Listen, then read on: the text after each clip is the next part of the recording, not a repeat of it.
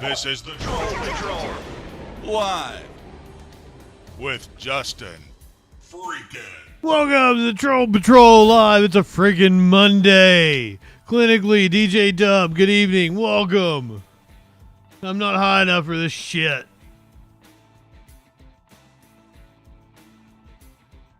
The Grammys were last night. The Royal Rumble was on Saturday. A lot of shit. Maybe we're going to watch some Grammy performances tonight on Live Music Monday. I actually signed up for Paramount Plus just to be able to stream it to you guys. But it doesn't work. Paramount Plus doesn't work. My mic seems a little hot. Hold on. Am I louder than usual? God damn it. I don't even remember. I don't know who won anything. I just want to watch the performances. I don't give a shit about it. Like, Beyonce won Best Country Album, Best Album of the Year. That's what it was. And it pissed people off. Kendrick racked up. I know that. I saw a picture of him like holding all his Grammys.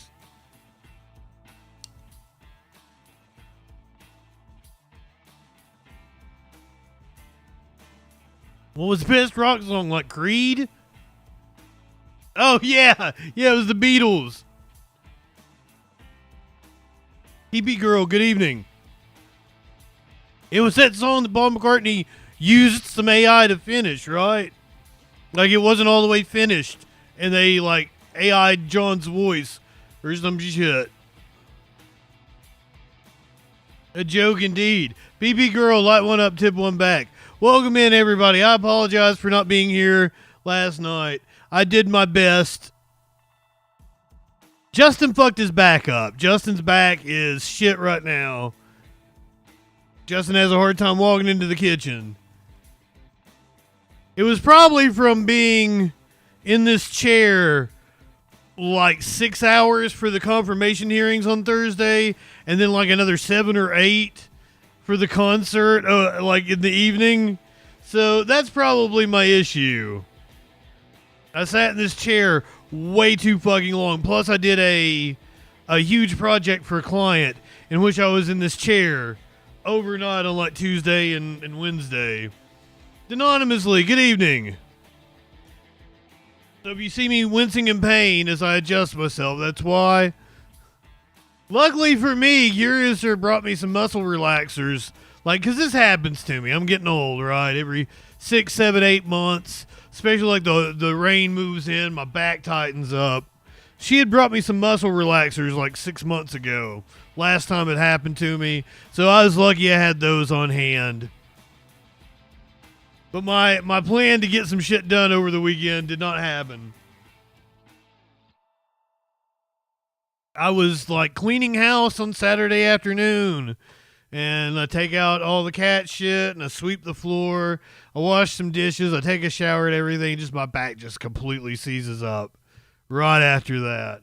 I'm watching the Royal Rumble, like laying in the floor, like, ah, it was horrible. But good evening. I'm feeling much better today. I tried to I literally late because I couldn't get my bandana on because I tried my best to make it to stream last night. Even if we didn't do news, I was going to try to get on stream. I put my bandana on by laying on my bed with my hair flipped over. That's how I was able to finally get it on, because every other time I couldn't bend over enough. You got some cat ass coming at you live in living color. Every time I tried to bend over, I couldn't bend over far enough to get my hair out of the way.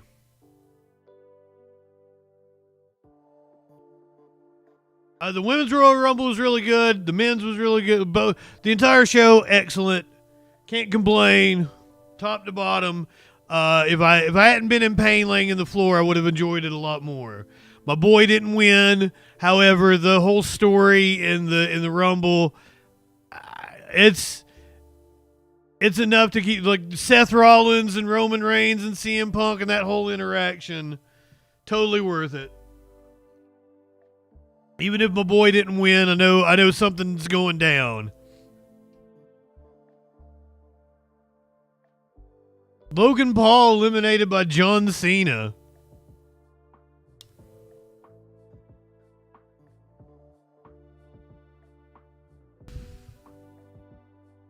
Here's your meme of the day. Drake, after watching the Grammys, defeated Mel leaves. Shit, fuck, fart. Minty, good evening. Welcome in. Shit, fuck, fart. So I'm gonna try to stick with you tonight. We're gonna do some live music Monday. We got some more Super Bowl performances to watch. We're gonna try to watch the Grammy performances. I only think there's like 6 of them. There's not a lot of Grammy performances. And Chapel Roan rode out on a pink pony. I'm assuming she did Pink Pony Club. In the Pink Pony Club, I'ma keep on dancing. Totally into it. I like that song.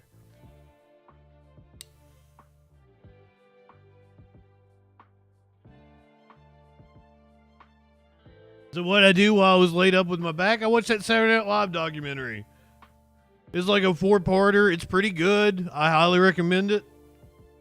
It's not a documentary in like a traditional sense. It's like the first episode is about like the audition process. And you kind of get, introduced to the cast over the years. You see a lot of their auditions. They play like the fucking auditions. Like Amy Poehler, watching her audition was hilarious.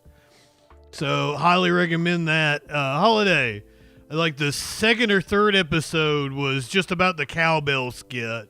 But it's also like a Will Ferrell retrospective. It kind of goes over his time, but it's centered around the cowbell skit. Very, very, very much recommend it if you have not watched it. It's like the 50th anniversary document. And then like I fell asleep because, muscle relaxers and everything.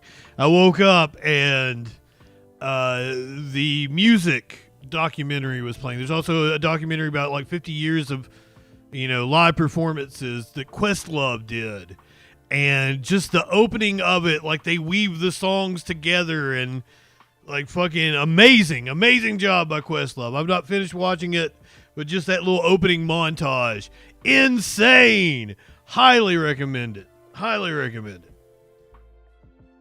We got a lot of news. News be doing stupid shit, of course. Jam-packed because it wasn't on last night.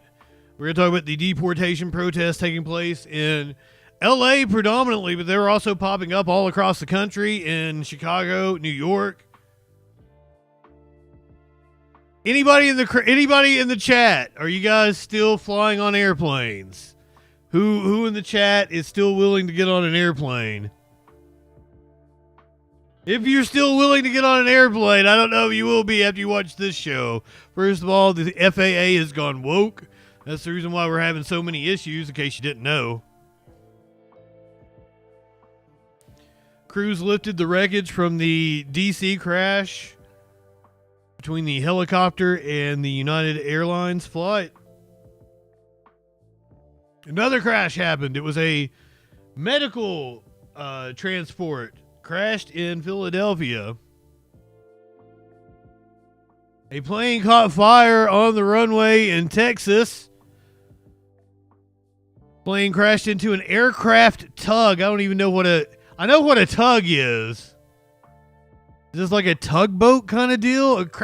A airplane at O'Hare International in Chicago crashed into an aircraft tug. Flash, good evening. A Delta flight from Florida had to be diverted because of a smell in the cabin. State Farm Insurance is calling for a rate increase. I'm going to tell you about an overturned truck that was carrying eggs, one of the most valuable commodities on the market right now. A man has been stuck in a sinkhole in Japan for like a week now. They're worried they're not going to be able to get him out.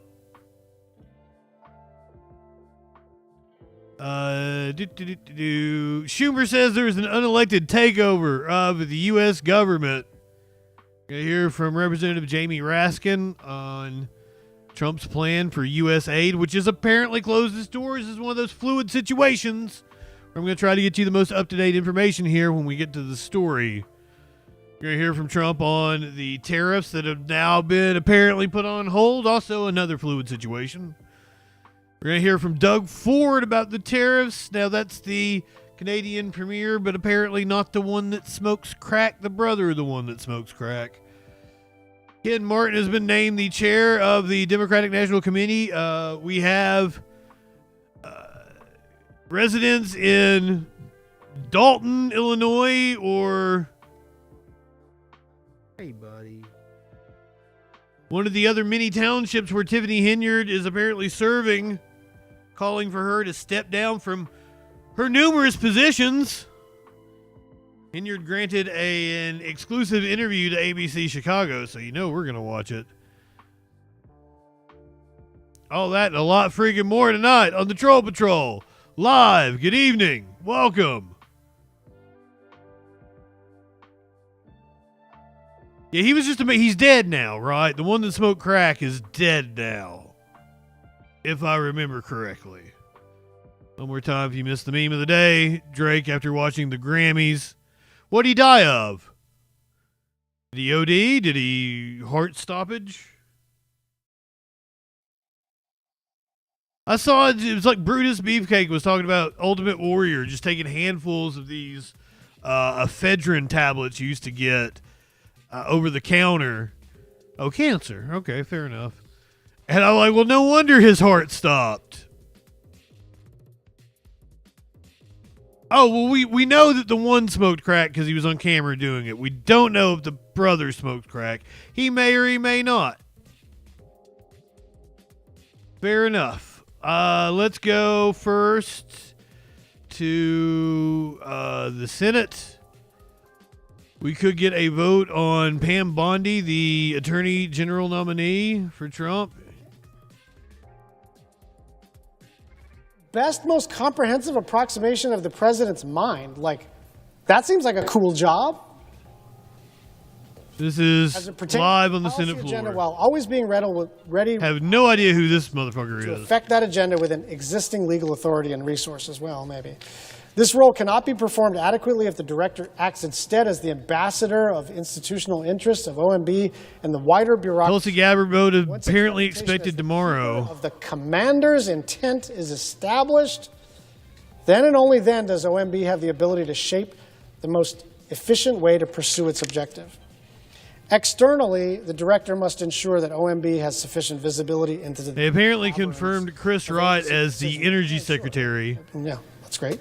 One indispensable About an hour ago. Statutory tool to that end is to ensure that officials, program associate directors managing the vast resource management offices personally sign what are known as apportionments. In 1870, Congress passed the Anti-Deficiency Act. They're not even sure what they're debating right now. Spending down all appropriate. I think Lutnick was supposed to be Congress would have confirmed. to fill. The law mandated that all funding be allotted or apportioned in installments. This process, whereby agencies come to OMB for allotments of appropriated funding, is essential for effective financial stewardship of taxpayer dollars. OMB can then direct on behalf of a president the amount, duration, and purpose of any apportioned funding to ensure against waste, fraud, and abuse, to ensure consistency. So several Democrats joining with Republicans to confirm The vast majority. Chris Wright, who is the former CEO of a fracking company, For career officials. to Energy Secretary. The deputy associate directors until the Trump administration placed this responsibility within the hands of the PADs and thereby opened wide vistas of oversight that had escaped the attention of policy officials. Don't even know who this dude is or what he's talking about. My apologies on that one. Couldn't find a rundown of what is going on the Senate floor right now. Smokey, can you fucking go somewhere? Like, always wants my attention.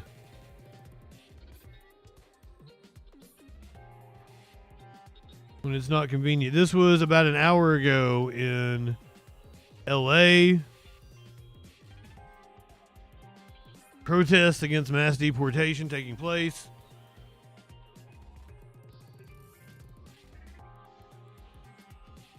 Question marks. Good evening.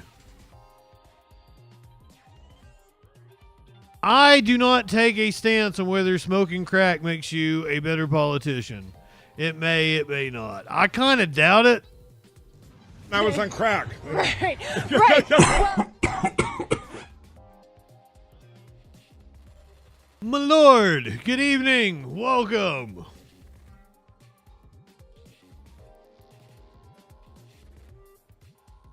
Biden 2028. I mean, Come on, man. it can't get worse. Finbox, good evening. Yeah, it's just something that happens.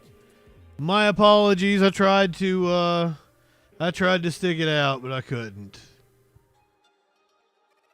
I attempted to.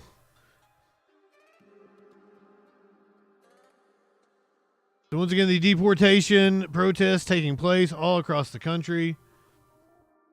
This coming as ICE says they're facing violence. You're facing escalating threats of violence.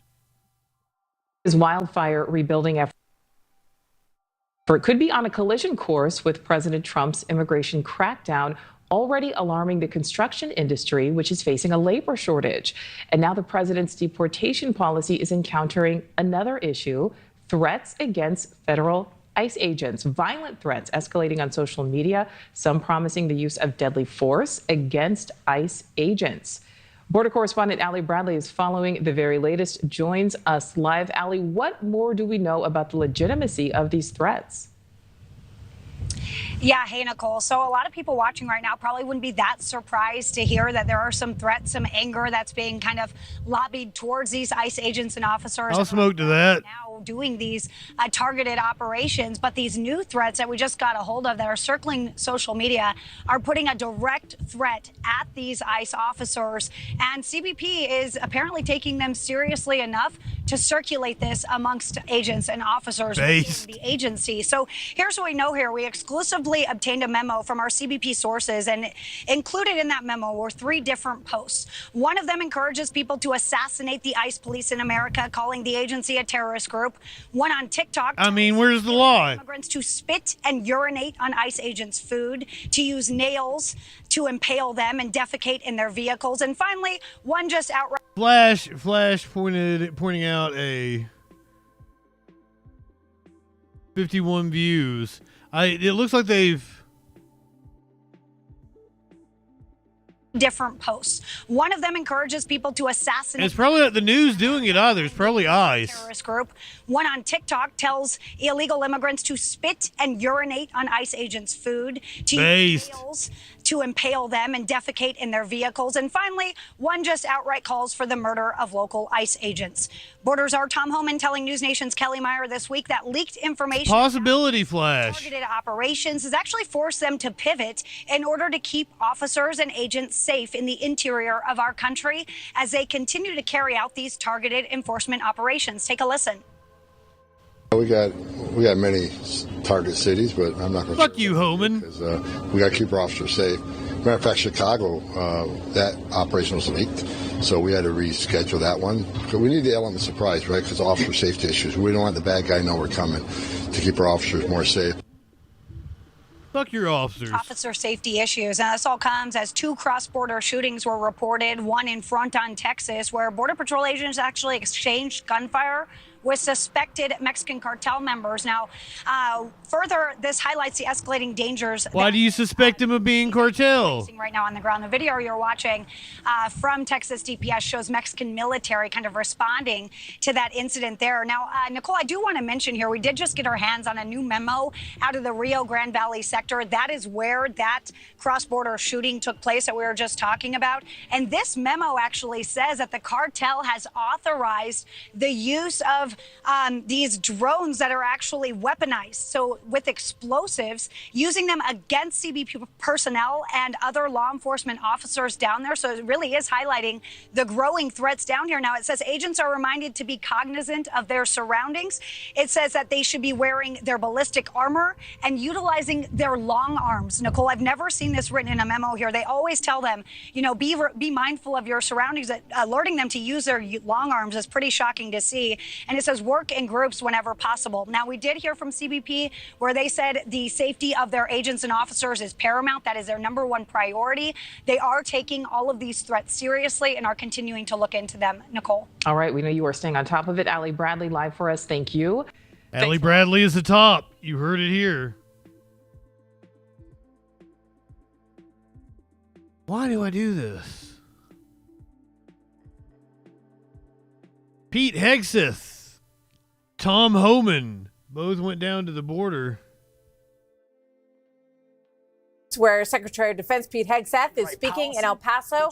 Let's listen in for a minute here. Procedure in place, the right personnel, and ultimately the platforms and systems to maintain it. And I'm proud to be here with Tom Homan today. He's been with us all day long. The border czar, whose charge it is to make sure we secure every square inch of the southern border.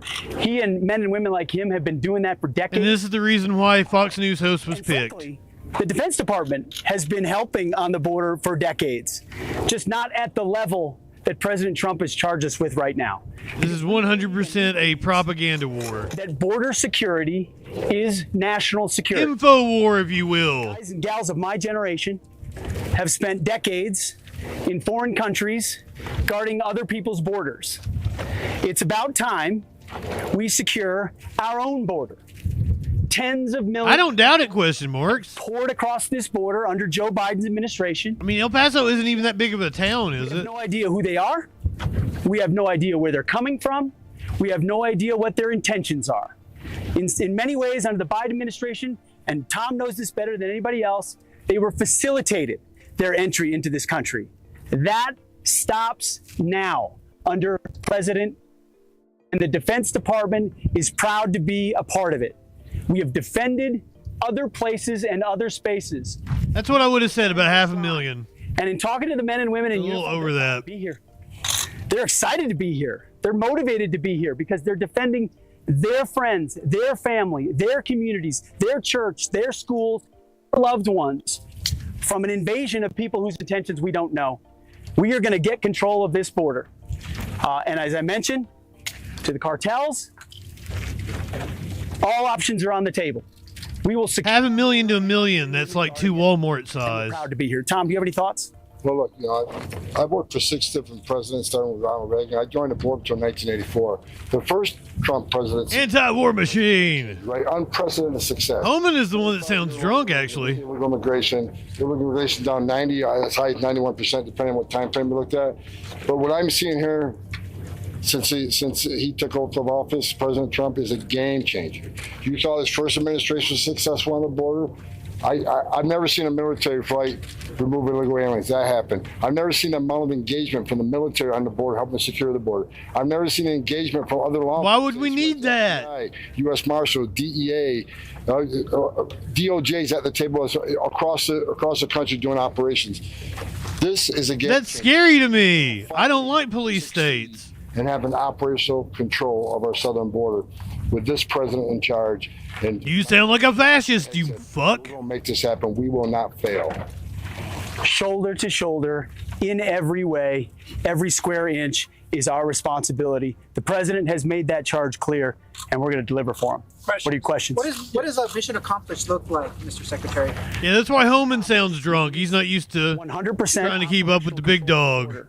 Right now, that means a surge of manpower. That means you've seen thousands of active duty and National Guard troops come to the border. Killmeat is actually like 4 deep. He just functions well. We were just with the helicopter company that's here surveilling that. We've got other ISR assets.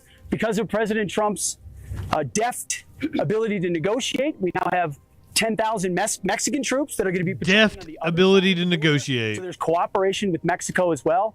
Over time, when we're able to build the border wall as well as the president has said he will do. It's tone deaf, that's for sure, Minty. Control looks different than just constant manpower, but this is the phase that we're in. Juarez seems like a fun place. Control every portion of the border. Other than the people get their heads cut off. Above ground and above. Daft is more like it. Something we take very seriously, and we will ensure as rapidly as possible happens. And it's just not about illegal immigration.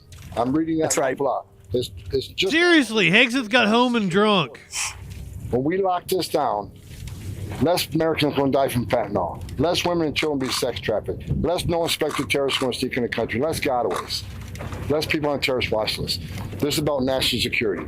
Illegal immigration is a basis, but it's about our country's safety and security. Well, apparently crossings were down to under where Trump had them when he left office. Whether you will, USA Today, thanks. Do you have an update on whether you will detain migrants or deportees on military bases? That's kind of the infuriating thing, is that the Democrats do exactly what the Republicans want.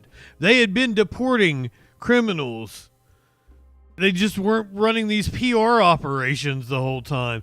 Now the Trump administration comes in. They're not just deporting criminals. They're just deporting everybody. They're trying to strike fear in everyone's hearts to get people to self-deport. Can you give us an update on that and how you'll pay for it?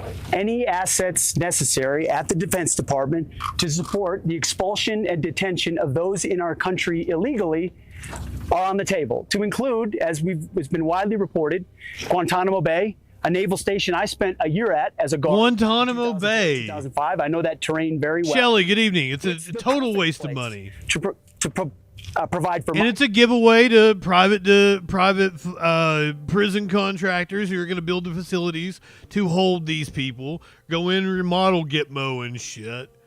It's just a giveaway to their friends that were invested in the campaign. Immigrants who are traveling out of our country through gray tails or other assets, but also hardened criminals. Where are you going to put Tren de Aragua before you send them all the way back? How about a maximum security prison at Guantanamo Bay, where we have the space? So where we have the assets that can support those doing the interdiction, intervention, and arrest, we will provide that. Because as Tom said, border security is national security. And that includes the assets that only the Defense Department has. And let's remember, we've had a migrant processing center there for decades. So we've held aliens there before, and we're going to hold them again. This time, we're going to hold the worst of the worst. I mean, the Clinton administration had tens of thousands of migrants at Guantanamo Bay. It's been used many times over. No, we know. These troops aren't able to do enforcement. So what exactly are their day-to-day tasks, and why do you need more? Well, some troops are able to do enforcement, actually. Operation Lone Star, state-based troops have authorities. Federal troops can do. Oh, we've held innocent people there. Absolutely. Border Patrol, and to have the opportunity to actually do the interdiction. So what's happening right here, which I just talked with a bunch of great E5s who are doing their duty, they're calling in observation to Border Patrol, who then interdict. It's a process that you like saying interdict. Might take 30 minutes. 30 minutes on an indication that someone's crossing the border for. Ducky, good evening. Because under the Biden administration, the Border Patrol was too busy babysitting migrants who were being processed to enter the country. And they were probably babysitting actual babies. When he's saying babysitting, he actually means it in the literal sense of the word. Oh my God. Here is day 2 of the migrant protests in LA.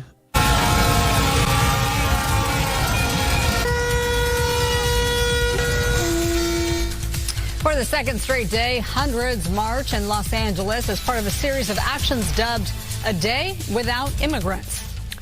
This is a live picture right now from Skyfox over the a couple hours ago. You can see many still gathered at this hour. This is the 101 in downtown. Evening rush hour may be delayed as demonstrators rally. Good evening. Welcome to Fox 11 News at 5 on Fox 11 and Fox 11 Plus. I'm Alex Michelson. And I'm Good evening. Here for Christine Devine. Our top story tonight, a day without immigrants. Fox 11's Christy Fajardo spoke to some of those protesters. She joins us now live from downtown LA. Christy.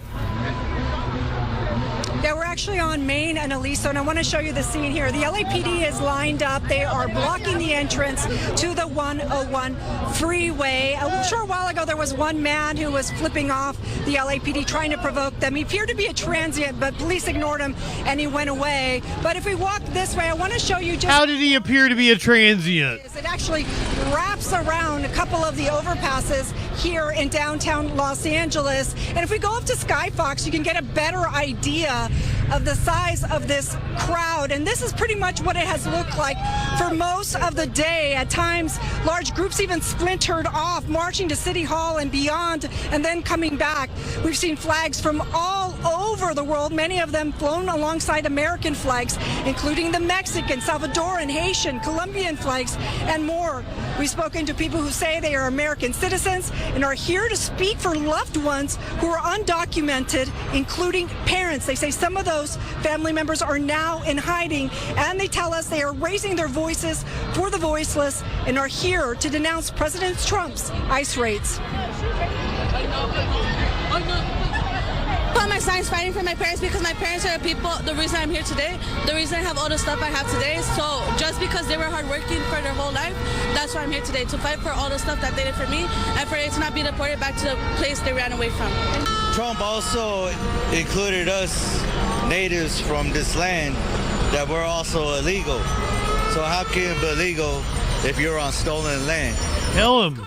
He's kicking authority to the boss. Basically, it talks about your rights as an immigrant and that you don't have to open the doors to ICE. In case you do get pulled over, just show them the card and you should be okay, hopefully. I love her. She's like, let me get some useful information out while I've got a microphone in front of me. Let me tell you about these cards. Just let them know that you want to exercise your right to maintain quiet, and you don't have to sign anything. You don't have to show them any proof of your citizenship or non-citizenship. Just show them the card.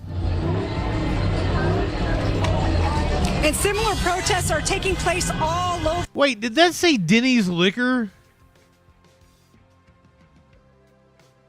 As in, like you go in, you get your Grand Slam breakfast, and they serve liquor too. That is the same fucking font. Can you get a Grand Slam and a mimosa at that Denny's? I have questions. And similar protests are taking place all over Southern California today. This is what it looked like in North Hollywood as protesters gathered there with flags and signs. Then take a look at this scene in the Inland Empire. This is in Paris. Demonstrators lined the sidewalks with a similar message. And also take a look at this scene from Orange County in Santa Ana. People also gathered against ICE raids. They're voicing the same message that immigrants built this country.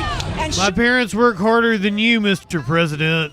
Today, we have seen people who are here with family members with very young children, also the elderly, as well as others. We saw one man who actually came with a cane,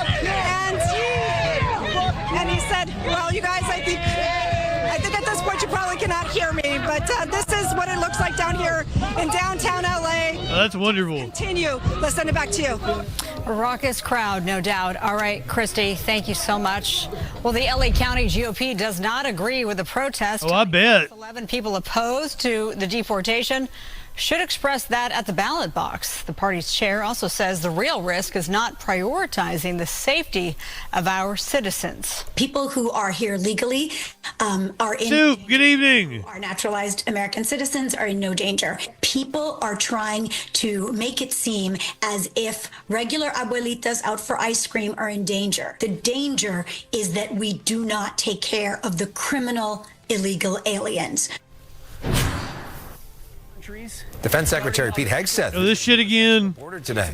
Border czar Tom Homan there as well, while in El Paso, Texas, Hegseth met with members of the Joint Task Force North, a Defense Department organization that works to protect the U.S. from external threats.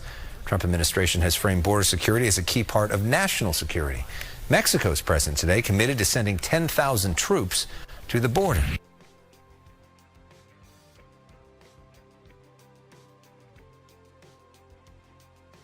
Did you guys know that the FAA is woke? Everything's woke nowadays. Where's Big Gear at? Senator Mark Wayne Mullen accusing the FAA of discriminating against white people. The Senate launched their own probes into these air disasters. Republican Oklahoma Senator Mark Wayne Mullen is with me now. I don't know if you heard the president speaking just moments ago, Senator, but he was talking about how these studies come and go and they get put into the archives and they're never heard from again. Is that too cynical a view of a congressional investigation of what's been happening here? I actually think he's spot on, David. Here's the advantage we have now is we have Sean Duffy, Secretary Duffy. Sean Duffy. I believe Congress will probably defer to him at this point because we know we can trust this administration. We know we can trust Secretary Duffy, and we'll be briefed on this next week. Once that briefing takes place, he'll tell us what his procedures are. Deanator, what's going on? And then report back. You want to debate? Let's do it. You a right winger? I mean, if you want to hang out and listen to the news, that's more than fine too. That's what we do here. Find out what that news be doing Sunday through Thursday at 8 p.m. Eastern. My name is JustinFREAKIN. Welcome in. Light one up, tip one back, make yourself at home. You don't have to debate me. I just do that. It's kind of like a clickbait thing. I'm trying to get more viewers, right? Doing the best damn news show. See, when people make an appeal to common sense, they're usually making an appeal to tradition, traditional values, or the way things have always been done. I'm a progressive. I believe in policy that helps people.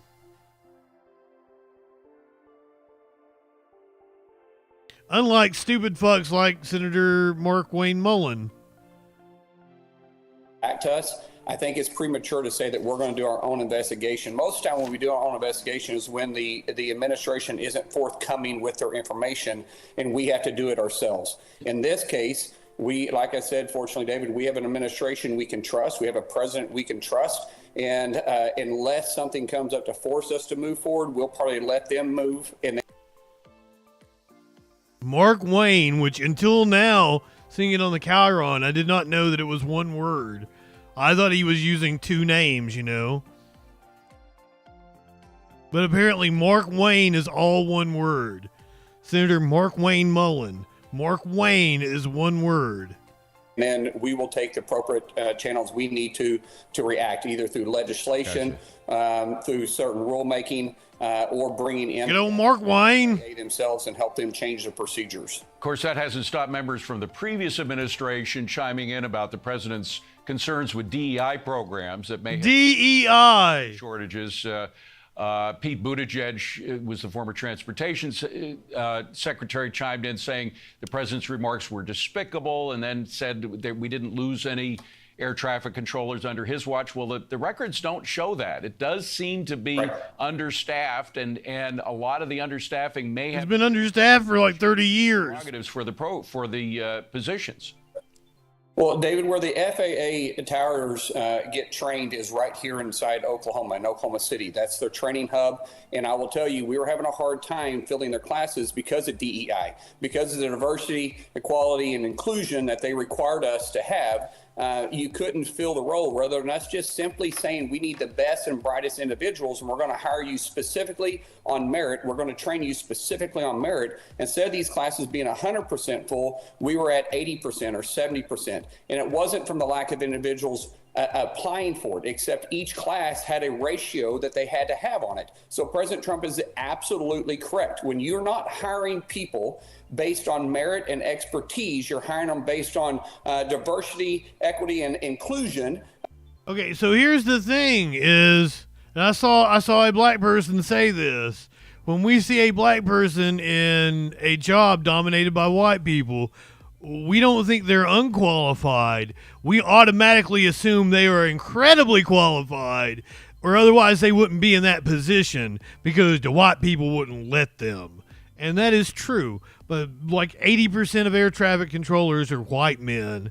So like this idea that we are weeding out the best because of diversity, equity, and inclusion is just absurd. We're probably weeding out people that would be better than the white people that occupy the jobs. It's insane. Then that has a huge, or equality, that has a huge problem moving forward for us. Yeah. So we have to make sure that we follow exactly what President Trump is doing. And by the way, he's a successful business guy. He didn't get successful. No, he wasn't. Putting the right people in place. If we get the right people in place, our government will run smoother. And that's what he's saying here. We had to put the right people in place. So Pete Buttigieg carries no credibility. The only reason why he was there was probably because of DEI to begin with. What? President Trump is putting the right people in place to get us on track. Senator, I want to switch gears to the nomination process.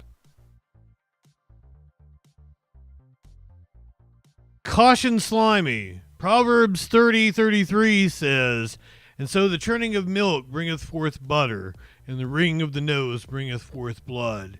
So does the bringing of strife. God damn it! I fucked it up. Anyway, amen to you.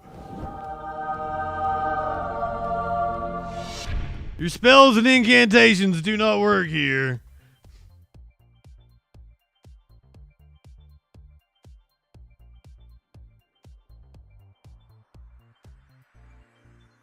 When I was in Christian school, the pastor, his name was Pastor Son, and he was actually pretty cool. I like the guy. I hope he's doing all right. He's probably not still alive. He was pretty old then.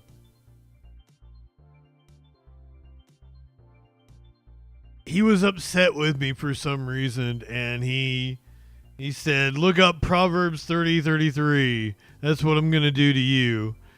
And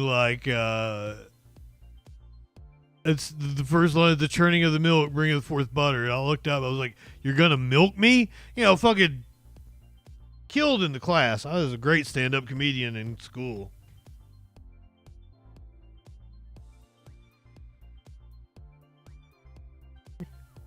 Welcome in, Caution Slimy. We're glad to have you. Julie, good evening. I guess content warning for these next couple of stories. I'm sorry to anybody who needs to fly. Lenny, good evening. Glad to see you guys tonight. Crew's working today to lift the wreckage out of the river in D.C. We're back now with more from Washington. Today, salvage teams will begin lifting the American Eagle regional jet out of the Potomac River, hoping to find the remaining victims. Is this guy AI? Mid-air crash with an Army helicopter. NBC's Tom Costello brings us more from Reagan National Airport. On the Potomac River this morning, special salvage cranes are in position to begin lifting the wreckage of American Flight 5342 from the icy water. Recovery teams hope they will quickly find the victims who have not yet been found. Ironic. Should any remains be found during our process, an automatic work stoppage happens. In a somber memorial under police escort, the families of the victims gathered Sunday at the edge of the water and the runway. They are a strong group of families that are focused on getting their loved ones back. NTSB investigators are hoping the helicopter's black box will reveal its altitude before the crash. Air traffic control radar indicated it was at 200 feet, the maximum allowed. But the plane's black box showed the crash happened at roughly 325 feet, and the jet slightly pulled up 1 second before impact. How critical is it for you to glean that data off of the black box from the Black Hawk helicopter? Yeah, I think that is a critical piece of our investigation. Investigators have interviewed the controllers who were on duty. The transportation secretary confirms the tower was understaffed, as it often is. For years, as towers often are, politicians have warned Reagan Airport's airspace is too congested. Planes and helicopters flying just a few hundred feet from each other. This past week's string of aviation incidents top of mind for flyers, and an American pilot trying to reassure his passengers. I had no higher calling than carefully and professionally transporting you today. I assure you that this... It's not the pilot I'm worried about. It's the capitalistic system that the pilot is operating under. From the construction of the airplane itself to the amount of traffic we're putting through the skies with understaffed air traffic controllers, it's insane. Safest mode of transportation is air travel. It is incredibly safe. Colonel was asked point blank today about the height of the helicopter. Yes, sir. Question for Colonel Ott, if I may, sir. We talked yesterday, you said these were experienced pilots, they knew this airspace. Is there any reason why Army helicopters would be flying above that 200-foot line as it appears in this case? Yeah, so I think it's important for us to not speculate, because there are all kinds of reasons that you could deviate from an altitude. You know, something as simple as a flock of birds is in front of you, or you may deviate if you see something that's an obstacle or other threat to your flight. And so I would wait and caution everybody, let's just wait until the NTSB investigation. I know we all want answers. We want to know also. But all that should come out, and we should have a better picture once the cockpit data recorders and that are analyzed. Yep. He really emphasized cock, didn't he? Dean, my friend, you can call in. You can hop in Discord.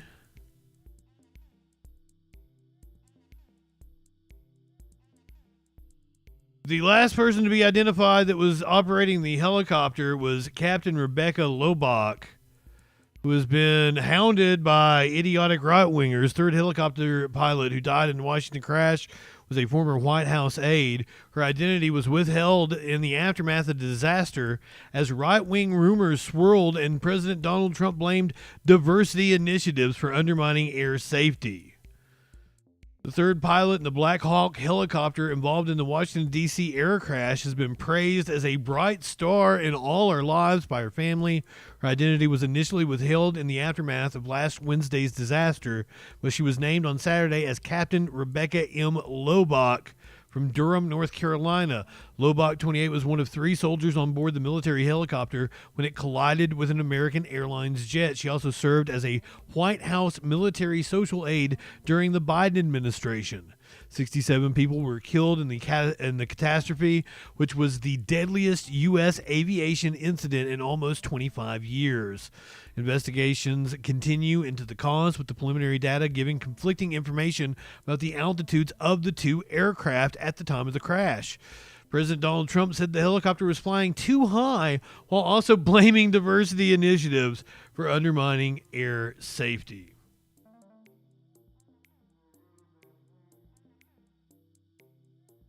Deanator, did somebody hook you up with the Discord link?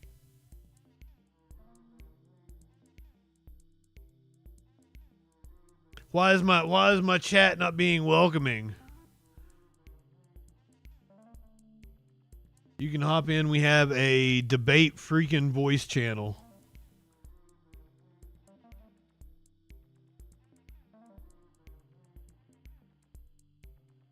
The troll chat is the main chat you want to be in. That's where Warlord will keep you up to date with the news. You'll get all the info. We share some memes.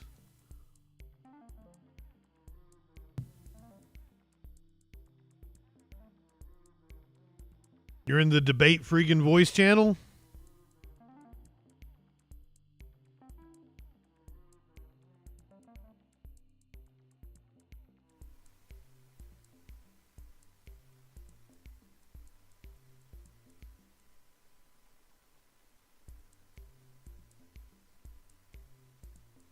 Yeah, come over to the voice chat and talk to me.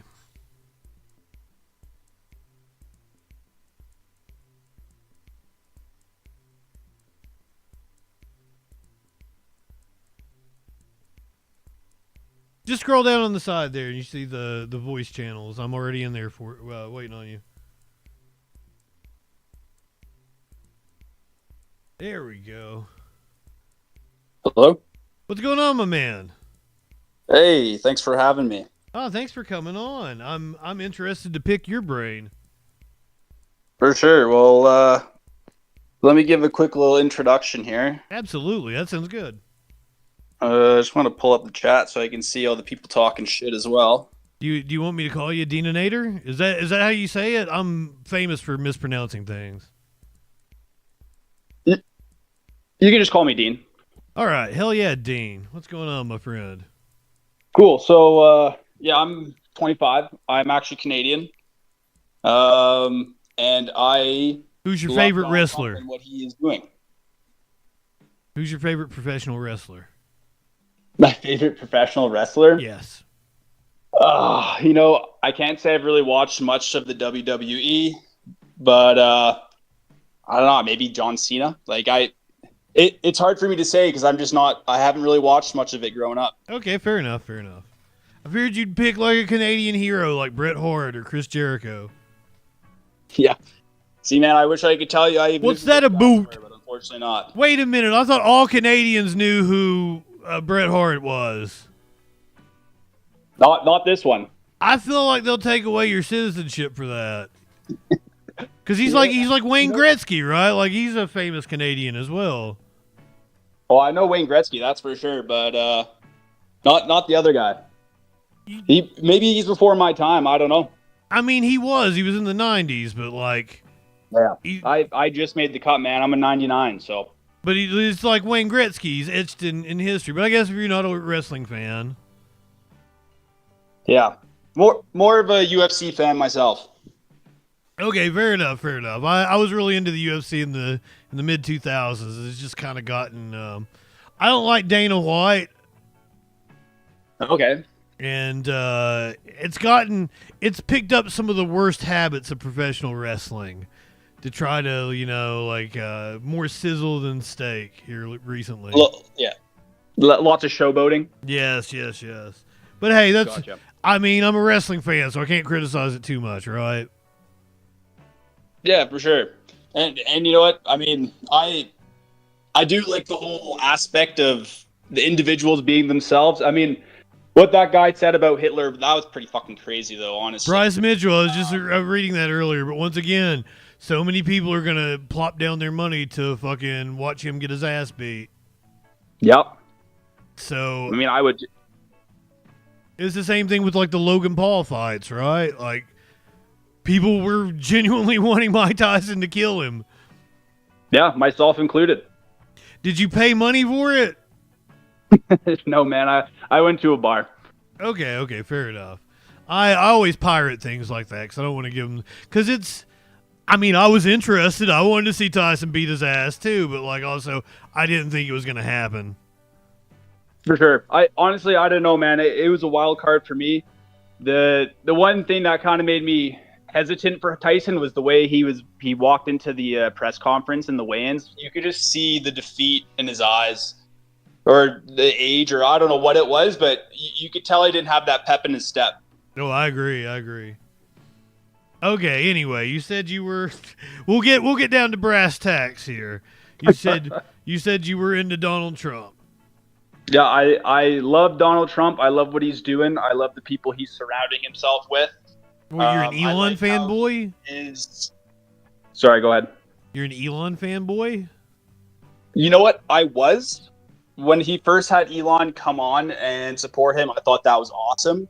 Until, which I actually just found out yesterday, that I don't know if you heard that Elon was like the top 20 Diablo player in the world. How did I know it was going to be like? It's nothing about policy. It's the fact that he was paying people to make himself seem better at games. That's what turned you off. Yeah, because not his Nazi salutes, not his going over and giving speeches to the successor of the Nazi party, not all his worker rights violations, not his shitty ass cars, not him calling like actual heroes pedophiles. No, what turned you off was him paying gamers to make himself look better on Diablo. Not exactly. No, I think what actually turned me off was the way that I would say more of his morals and not direct. Do I think that he did a Nazi salute? No. I think that's absolute BS. I think people are running with that. You guys have to remember this guy's autistic. If you know autistic people, they're not racist. Like, okay, here, let me throw this one on you. Did you know that his grandparents were actual card-carrying Nazis? No, I did not. Does that change your opinion a little bit then? Not at all. Not at all. Did you know that his daughter says he's a Nazi? What? Okay, well no, I didn't know that. Did you know that Elon Musk made his money from apartheid South African emerald mines? I didn't know some of that, but slave labor. I mean, if it walks like a duck, if it talks like a duck, if it smells like a duck, if it quacks like a duck. No, I don't think he went and gave a speech to the successor to the literal Nazi party in Germany, the AfD. Like a week after he gave the Nazi salute. To me, watching that video, because you seem like you have a lot of information that I'm not aware of, and I'm not going to base my... Yeah. See, that's the thing, is I don't... Well, come on, man, let me finish. I let you speak. I don't cut you off. Okay, let me finish. What I'm saying is you're bringing up a lot of points that seem valid. I'd have to fact check them myself. I'm not going to take your word for it, obviously. Going off of what I've seen myself in that video, I do not think those were Nazi salutes. I think that was him expressing himself. If you look at the inauguration, when Trump mentioned going to Mars, you can see the expression of him throwing his fists up in the air like a kid. You don't see an average businessman or billionaire making expressions like that. You have to remember that he does have some kind of autism, or he's on the spectrum for autism, and that he expresses himself in different So it's like everybody in my family. So it's like most of my chat probably. Like they don't. Does that make you autistic? Throw nonsense. I'm probably somewhere on the spectrum, but not anywhere as my mom and my grandfather did. But my grandfather ate the same thing every day. He fixed small motors. He wore the same clothes. Like he was autistic as shit, right? And it's hereditary. But I don't think I'm somewhere on the spectrum, but not I don't know how to describe it. It's weird, right? Also, I'm not a doctor. You shouldn't self-diagnose. But using his autism is a total fucking cop-out. How is that a cop-out? And it's like the autistic people in the chat are like, hey, I'm autistic. I don't go throwing around Nazi salutes. Yeah, of course. But there's also autistic people that are nonverbal or very aggressive. Supposedly this is one of the smartest men in the world, supposedly. Yeah, autistic people are extremely smart. They are very... And you're telling me he doesn't know that he was doing He's a fucking troll, man. Did you see the Nazi jokes he made on Twitter after the Nazi salute? And whether here's the thing, is I didn't see the jokes, but I wouldn't put that past him for doing something like that. I would totally believe that he did it on purpose, but was just trolling. It is not actually a Nazi. But then again, I've told you about all the policies. So like, why are you so quick to defend like this really shitty motherfucker? No, but remember what I said earlier. You asked me what I thought. I told you I was no longer a fan of him, but I don't agree that the fact that people think he's a Nazi.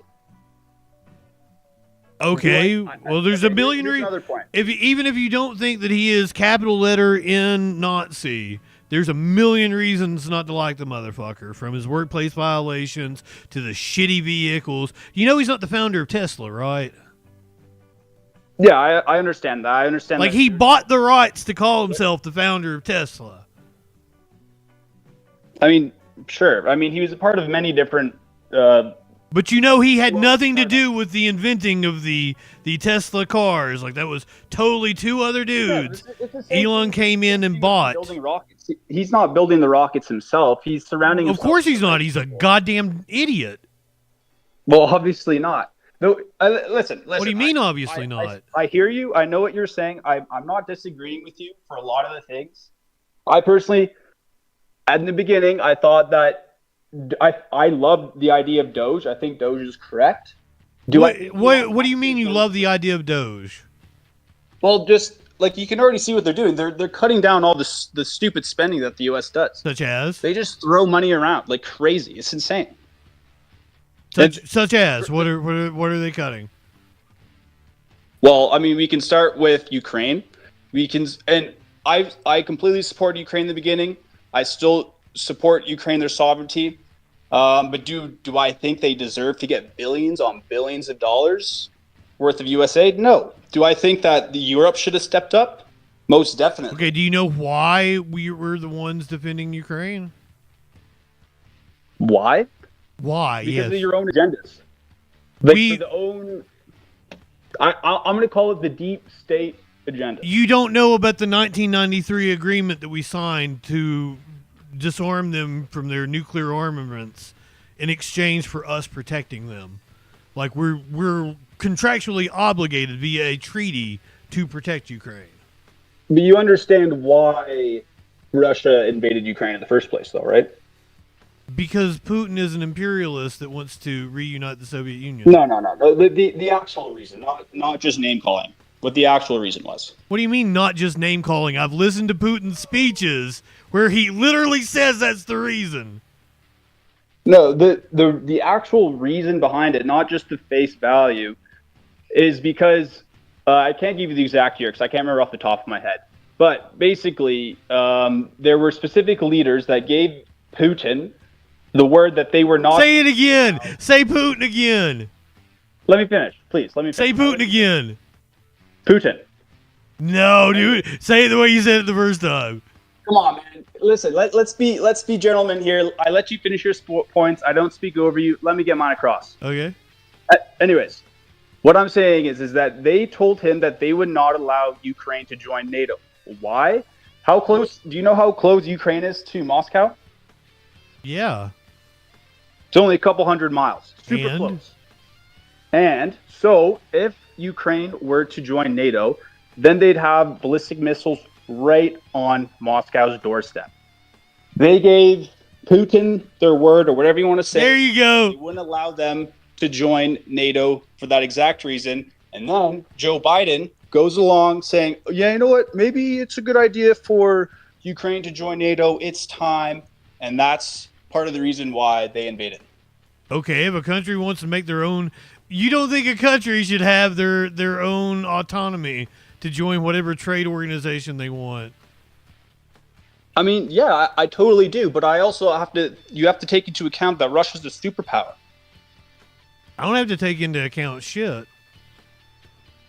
Well, I mean, of course not. But if you're going to be reasonable and see it from both sides, which every person should do, because if you don't, then you're. Well, here's the thing: is like you just shot down the actual reason why Putin invaded Crimea in 2012. Why he invaded Ukraine? One, because it's mineral rich. Like that's the main reason. That's why we're protecting them.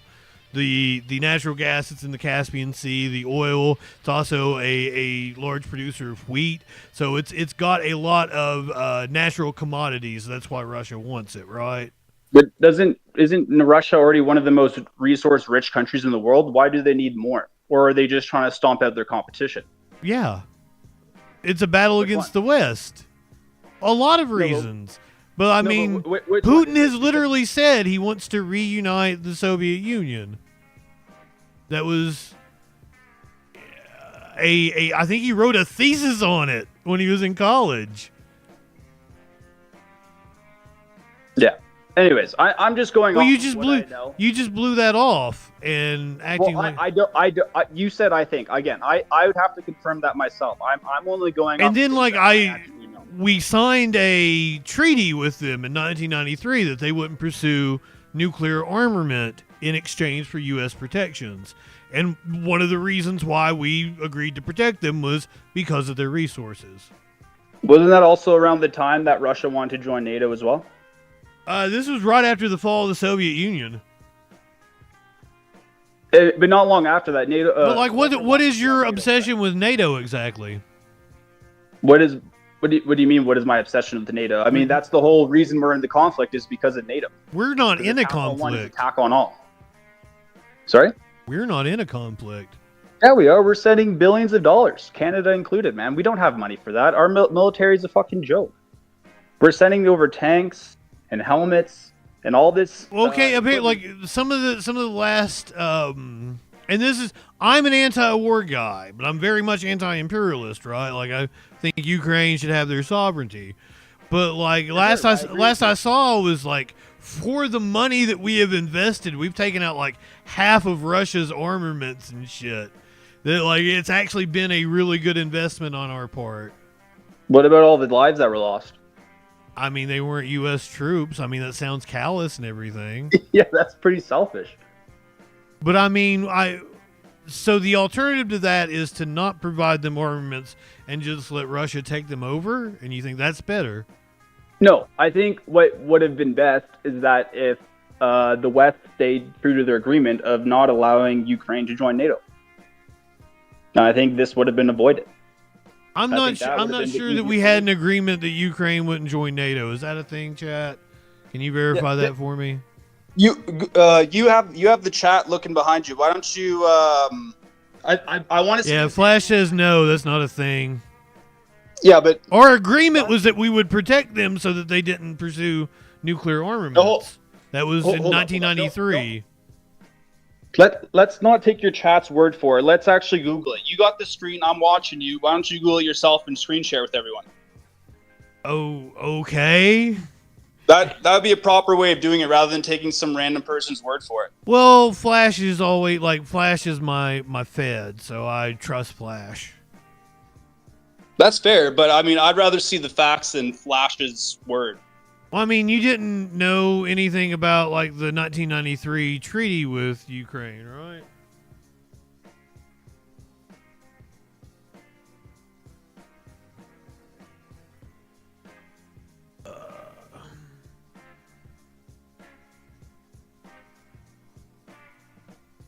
Yeah, I'm not seeing anything about we made an agreement to not let Ukraine join NATO. It was hold on, let me up here.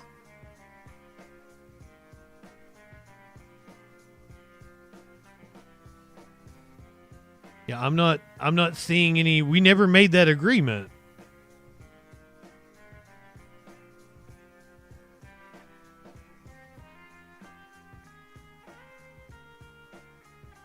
But that's well, why would we go back on our word to protect them in the treaty that we signed so that they wouldn't have nukes? Here, my man, I literally Googled this. The first thing that comes up, I find the article. Okay, what's the article? I will, this is from BBC. What's the headline say? I'm going to post it in the chat so everyone can read it. It's not going to let you post it in the chat. What's the headline? Let's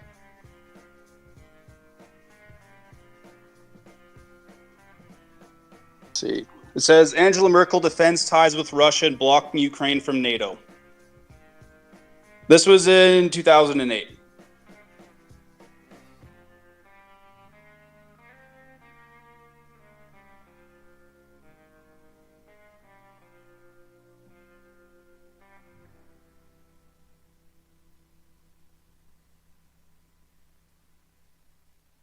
And that doesn't say what you said it said.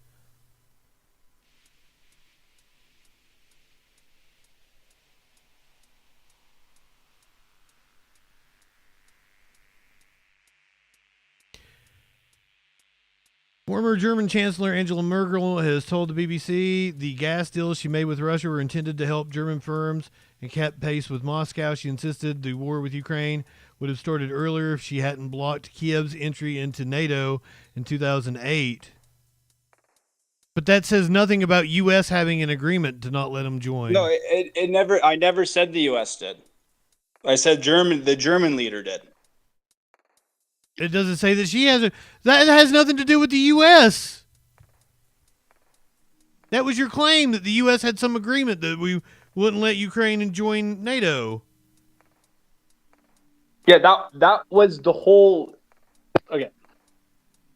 What I'm trying to say here is that NATO works as a whole. Like, for example, the U.S., Germany, England, France, they all make decisions together. Obviously, the U.S. is the front runner of that because they're the most powerful country out of the group.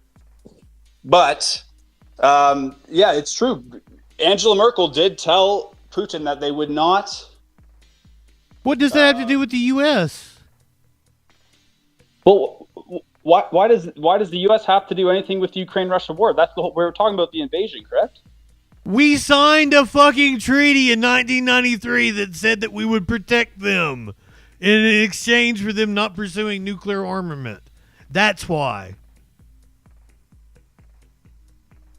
I don't believe that, but Lord Ines... That's the truth! Oh my god! Oh my god, dude. All right.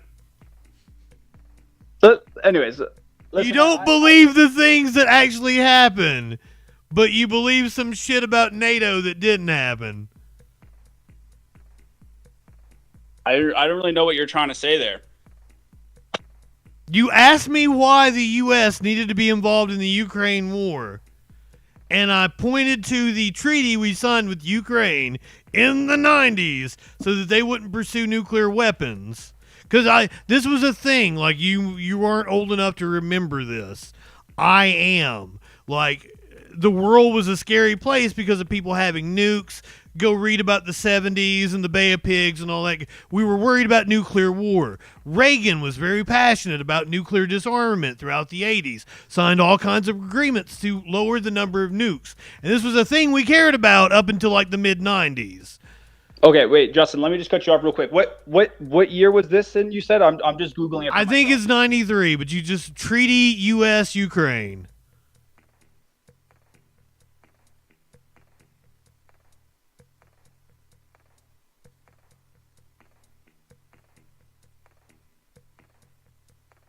Flash might have already brought it up here for me. Oh, that's Russia-NATO relations. I'm seeing...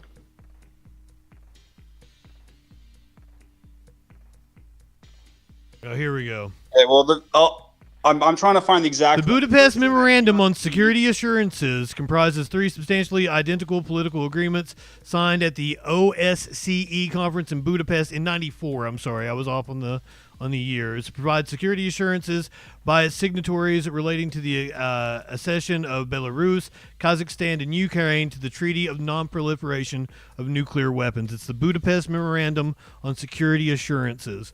That is the agreement that we signed that obligates us to protect Ukraine. Sorry, I'm just reading for myself here. The Budapest Memorandum is the name of it. I'm just trying to find the part where you mentioned that the U.S. said they would protect Ukraine's integrity. It's a memorandum on security assurances for the treaty on the non-proliferation of nuclear weapons. It's literally in the name. Security assurances to sign on to the treaty on non-proliferation of nuclear weapons. It's in the first fucking paragraph. Do you see what I'm saying? Sorry, I'm not looking at probably the same link as what you have there. Let me see if I can find that. With the Wikipedia, brother, the Wikipedia.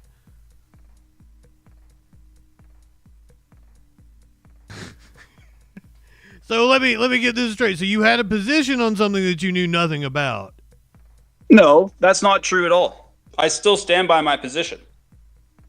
But you've been proven wrong. Not really. Yeah, really.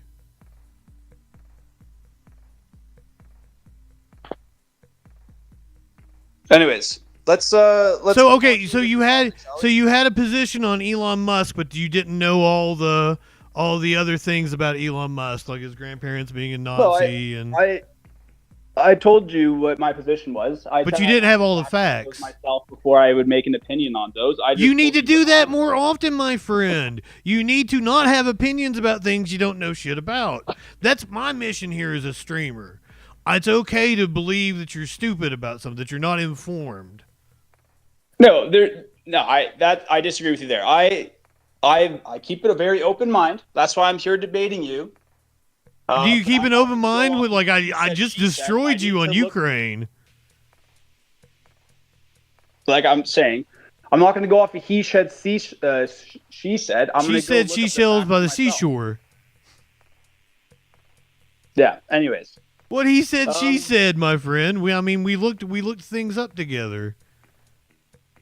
Yeah, I still didn't have the time to find exactly where it said in that agreement that the U.S. would come defend. Well, it was Ukraine. The memorandum on security assurances for Ukraine to sign on to the non-proliferation agreement. So, pretty much in the title. Okay, but that's come on, man, that's bullshit. You read the title of all your news articles and the Budapest Memorandum on Security Assurances. That's the name of the treaty. The full name is Memorandum on Security Assurances in connection with the Republic of Belarus, Republic of Kazakhstan, Ukraine's accession to the Treaty on the Non-Proliferation of Nuclear Weapons. That's the literal name of the document. Yeah, I understand that's the name. Where I'm trying to find is exactly where it says what you're saying. It's in the fucking name, dude. That's the Ben Shapiro. It's in the name. It's right there in the name. So what I feel like you probably need to rescind your love of Donald Trump, because I don't think you know enough about Donald Trump to actually make a proper assessment of him. Well, I mean, what does Donald Trump have to do with Russia, Ukraine? He wasn't even in office when that war started. Well, do you know why he got impeached the first time? Why? Tell me why. Because he was trying to blackmail Vladimir Zelensky into making up an investigation about Hunter Biden by withholding weapons that Ukraine needed to defend themselves against Russia. And what was the blackmail that Ukraine would have had on Hunter Biden exactly? About his gigantic schlong. Was it no, they wanted to open an investigation into his dealings with Burisma. Well, I mean, let me ask you this: why is Hunter Biden on the energy board of Ukraine? Okay, because he has a name. That's just nepotism. Like fucking the people in you. Yeah, that's a thing that happens, and I'm against that. It's a thing in a capitalistic society. But like Hunter Biden is no different than fucking George W. Bush being on whatever board of the energy company he was, when his dad was president. Like run-of-the-mill shit like that doesn't like I'm supposed to be concerned about that, especially if you look up the story, you will find that when you're going to bring up the prosecutor, right? That Joe Biden bragged about getting the prosecutor fired. Let's shift topics. Let's stop talking about the past and start talking about the present.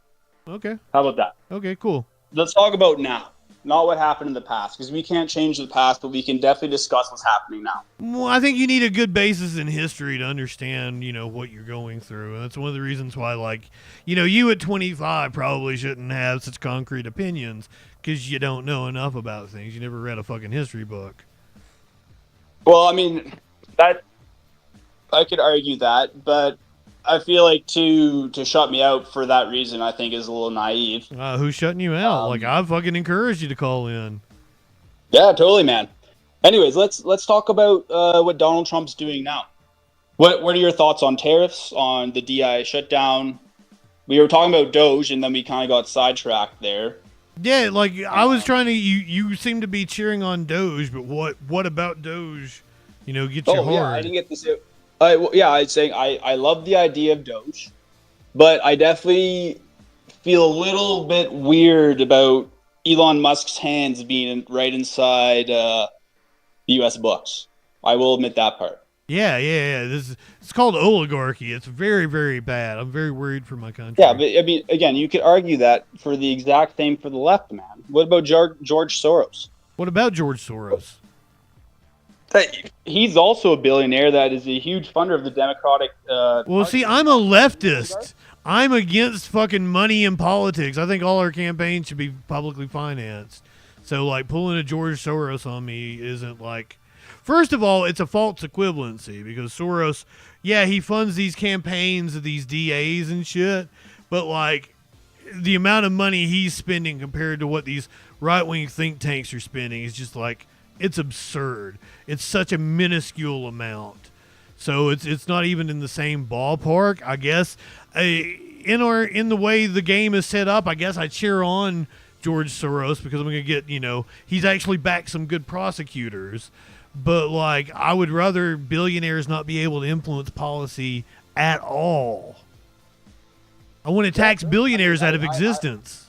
I'm not against that either, but, I mean, you can't really change what's happening now. And this oligarchy that you're speaking of, what are you so fearful of? What do you mean? What am I so fearful of? You're speaking about this oligarchy, and obviously that is bad. What makes? Why would I want billion? Well, first of all, billionaires are just going to do more to enrich themselves, to steal from our government more than what it already. So the liberals are bad enough as it is, giving contracts to their rich buddies and shit. But the Republicans are coming in and just completely handing over Fort Knox to Elon. Yeah, but that's the whole purpose behind Doge is to stop that. Don't you understand that? Brother, the first place that I would fucking go to cut money from the government is the fucking contracts that people like Elon Musk get.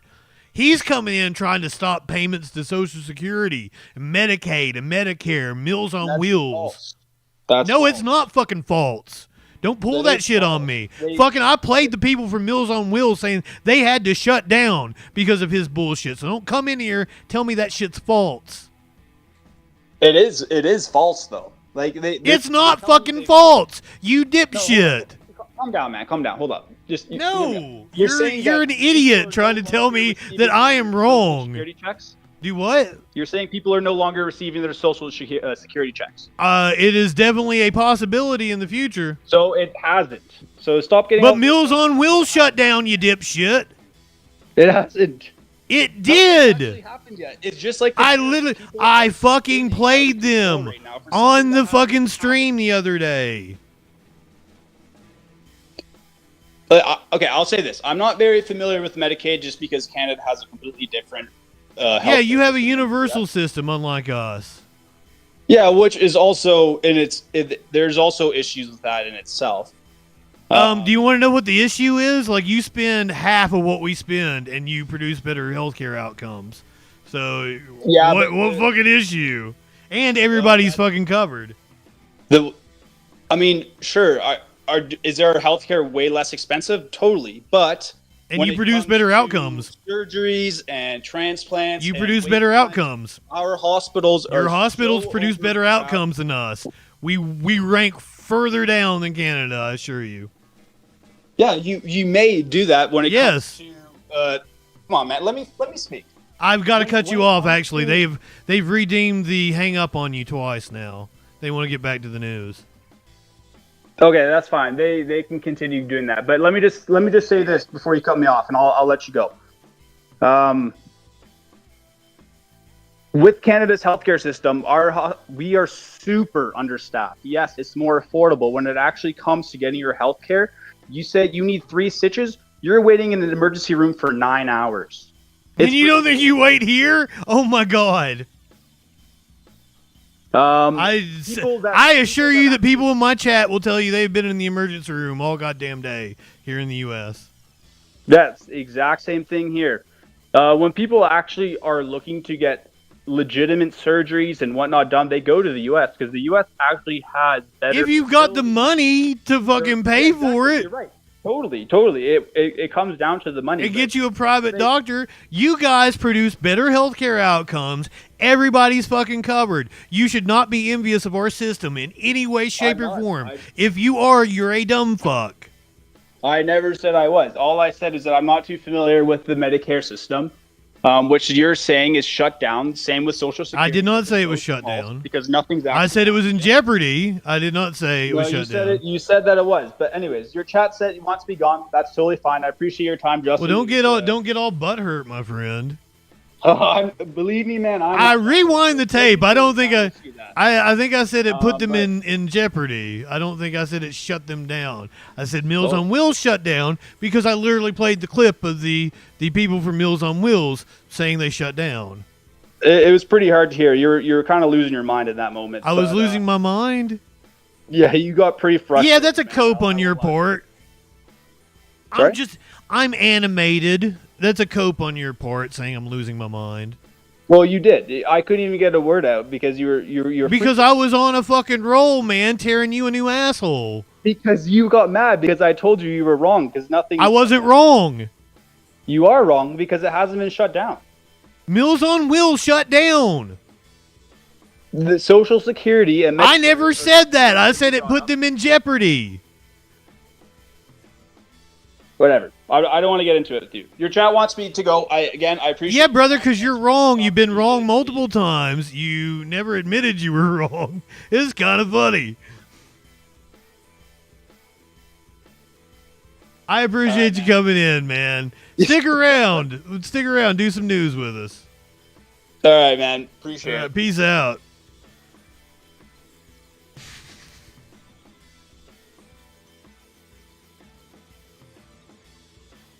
Braves the Lions Den.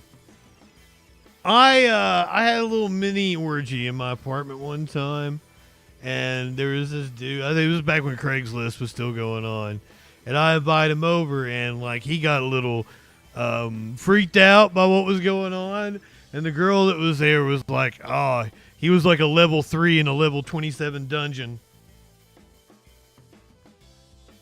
That happens a lot. All I got to say is learn to feel embarrassment. Fuzzy Simba, good evening. Welcome in. Avalon, I don't know if I told you good evening. Ducky. T-. Anybody else said Staffy? I think I even saw Nabil in here earlier.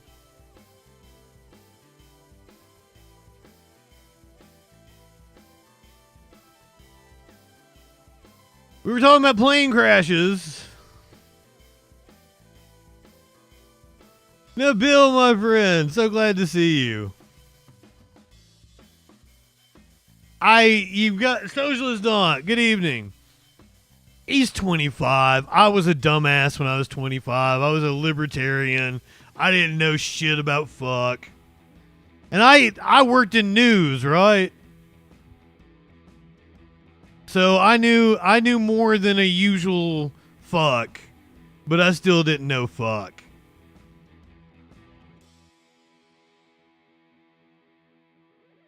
But it might not have been Fox News. It might have been what is the CBC, the Canadian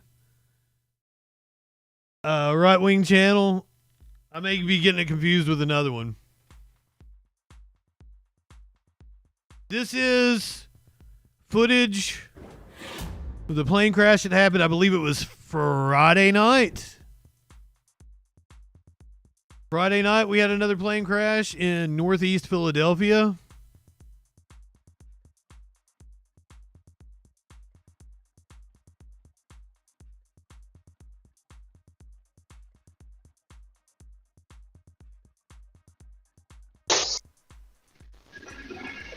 Sorry, I muted the wrong thing.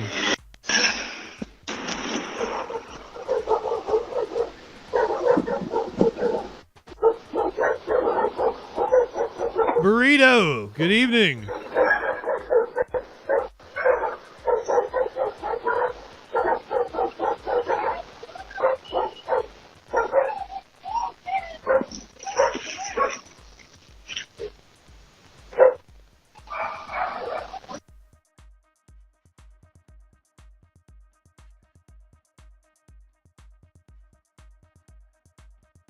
Wow. Wow, what a shot. I hadn't seen any of these. I save all the shit for the show.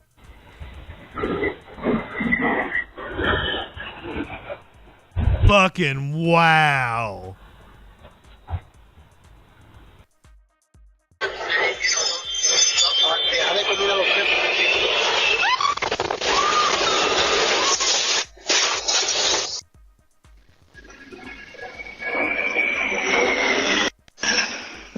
Oh, it fucking nosedived.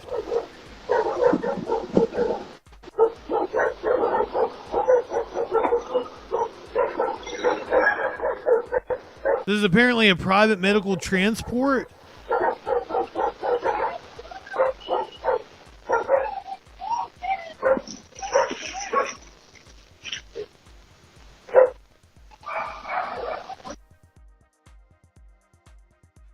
It's straight fucking down.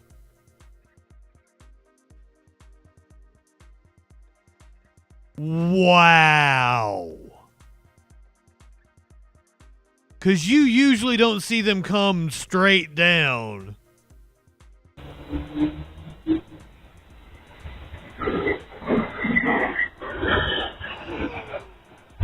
Tyler X. Good evening. Welcome in, Raiders. This is video of the airplane crash from Philadelphia. I think it was last Friday. Yeah, it was on Friday. This is the first time I'm seeing the footage.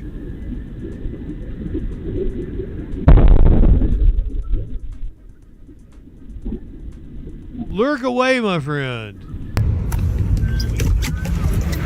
Apparently there are chats where they will get mad at you if you're just lurking. I am not like that. I love all you lurkers.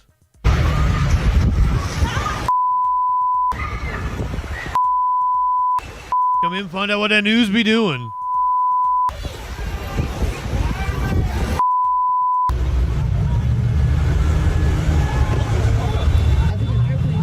I feel weird if I say light one up, tip one back.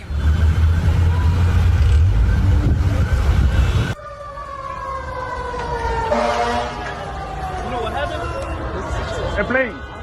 One plane. The plane. The plane. No, a plane came down. Yeah, one plane crashed. Oh my God. Oh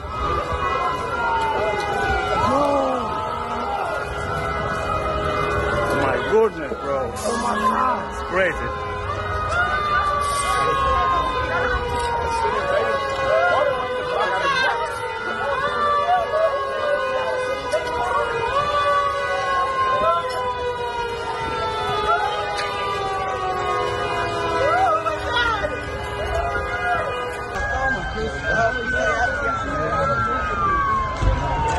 Insane.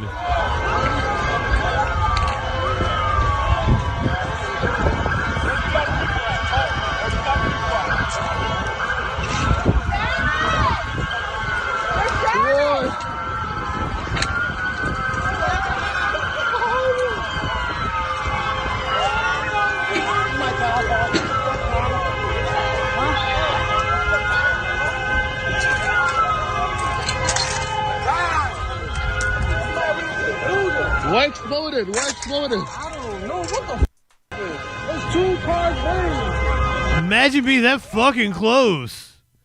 Jesus.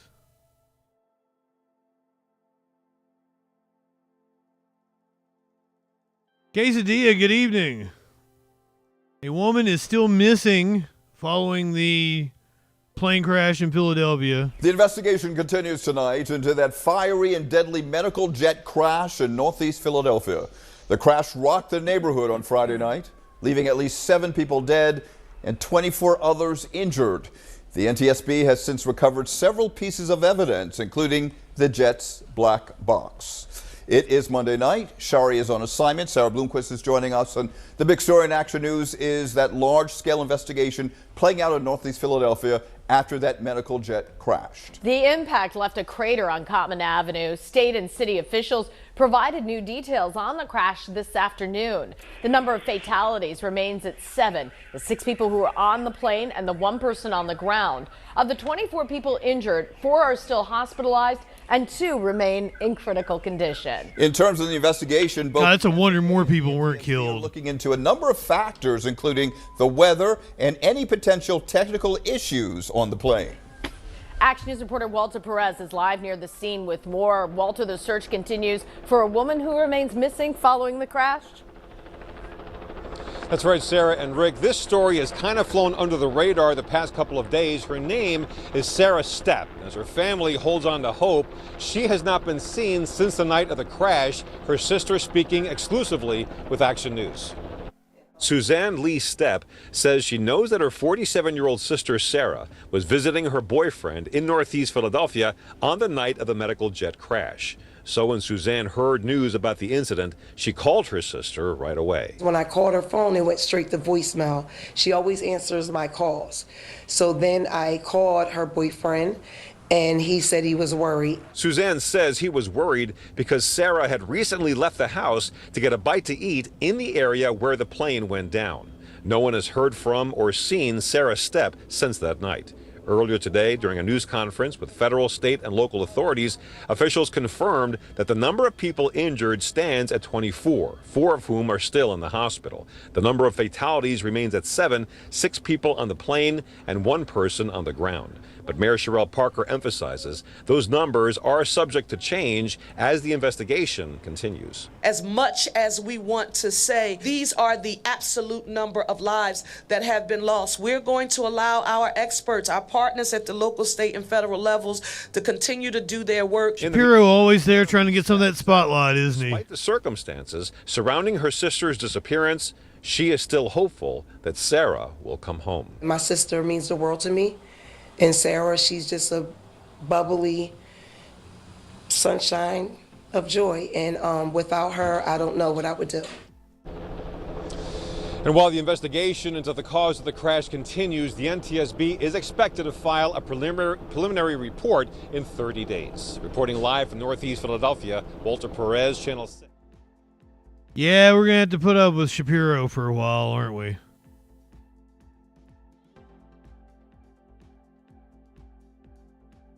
Really not into that. Transportation Secretary Sean Duffy was on the scene earlier today. Right now, a community coming together after a horrific tragedy. Tonight, we are hearing from one of the people who barely escaped disaster when a medical jet crashed on Cottman Avenue. It's a lot mentally dealing with. A huge crater was left behind where the plane hit the ground Friday night. Now we are learning more about the crash. Hello, everyone. I'm Yuki Washington. This afternoon, officials increased the number of people hurt to 24. 2 of those people are still in critical condition. 7 people died when the plane fell from the sky shortly after taking off from Northeast Philadelphia Airport. Countless more lives were impacted by the crash. As the neighborhood tries to recover, a town hall meeting will be held Wednesday night at Solace Cohen Elementary. Now, our team of reporters has been in the neighborhood since Friday night, uncovering the heart behind the headline. CBS News Philadelphia's Dan Snyder spoke with one woman who narrowly avoided becoming one of the victims. I feel lost. I feel like I'm here, but I'm not here. Alexis Lloyd lives at the corner of Cottman Avenue and Rupert Streets, an area hit hard during Friday's plane crash in the Northeast. She tells us she was in her kitchen making dinner when that plane went down. I was about to cook steaks and french fries. So I'm bending down by my kitchen to put trash in, and then I just hear boom, just the house blew in. Lloyd did not want to show her face on camera, but told us about the chaotic moments following the crash. She described Cottman as being engulfed in flames, and when the dust settled, she says firefighters told her they found human remains in her home. They didn't know who was splattered on. They thought it was the homeowner. Wow. They didn't know who that was in the living room. They thought it was me. Lloyd says she feels fortunate her 7-year-old daughter wasn't home during the crash, but she ran out of the house with nothing more than the clothes on her back.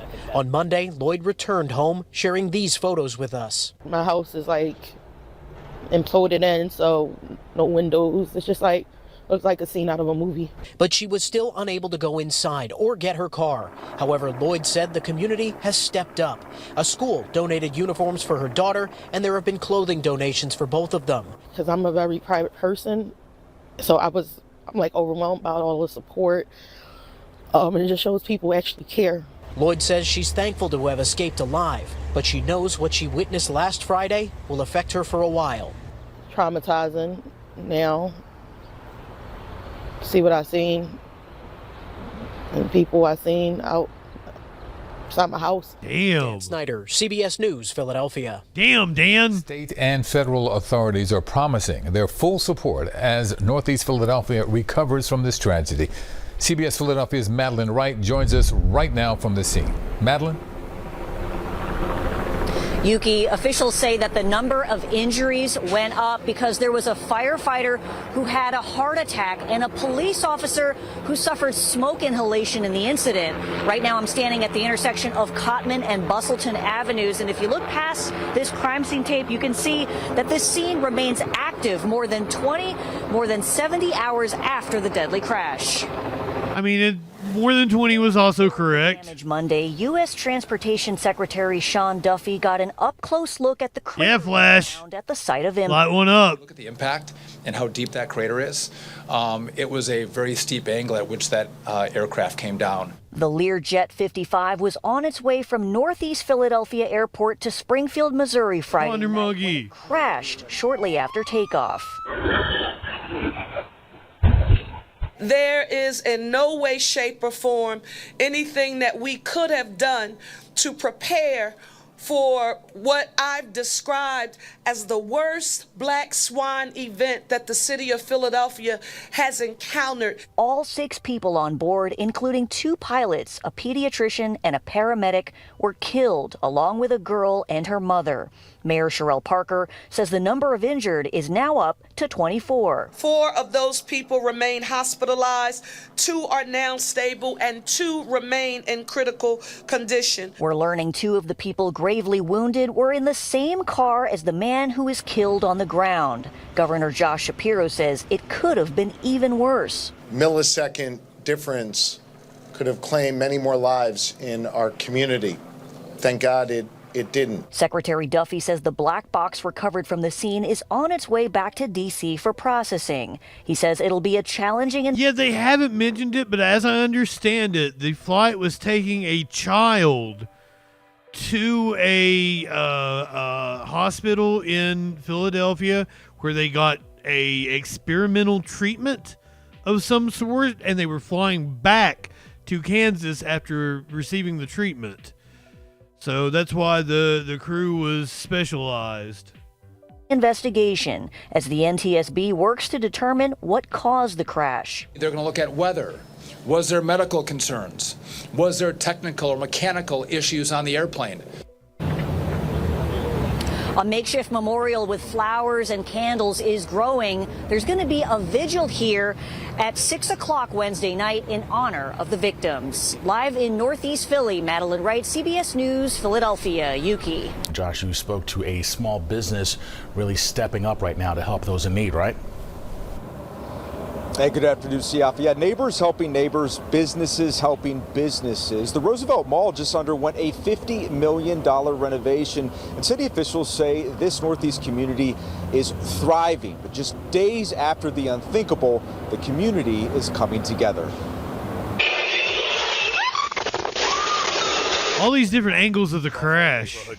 The deadly medical jet crash is still insane. Fresh for Jason McGowan and workers at Steve's Prince of Steaks on the corner of Bustleton Avenue and St. Vincent Street. We pull up to a stop sign. You look left and right. Nobody looks up and down. You know, I mean, that's really... Well, it depends on who's walking in front of me. The neighborhood's shut down. It's hard to get around. But the people in the neighborhood are tough. They're resilient. The shop has been a staple in the Roosevelt community in Northeast Philly since 1980.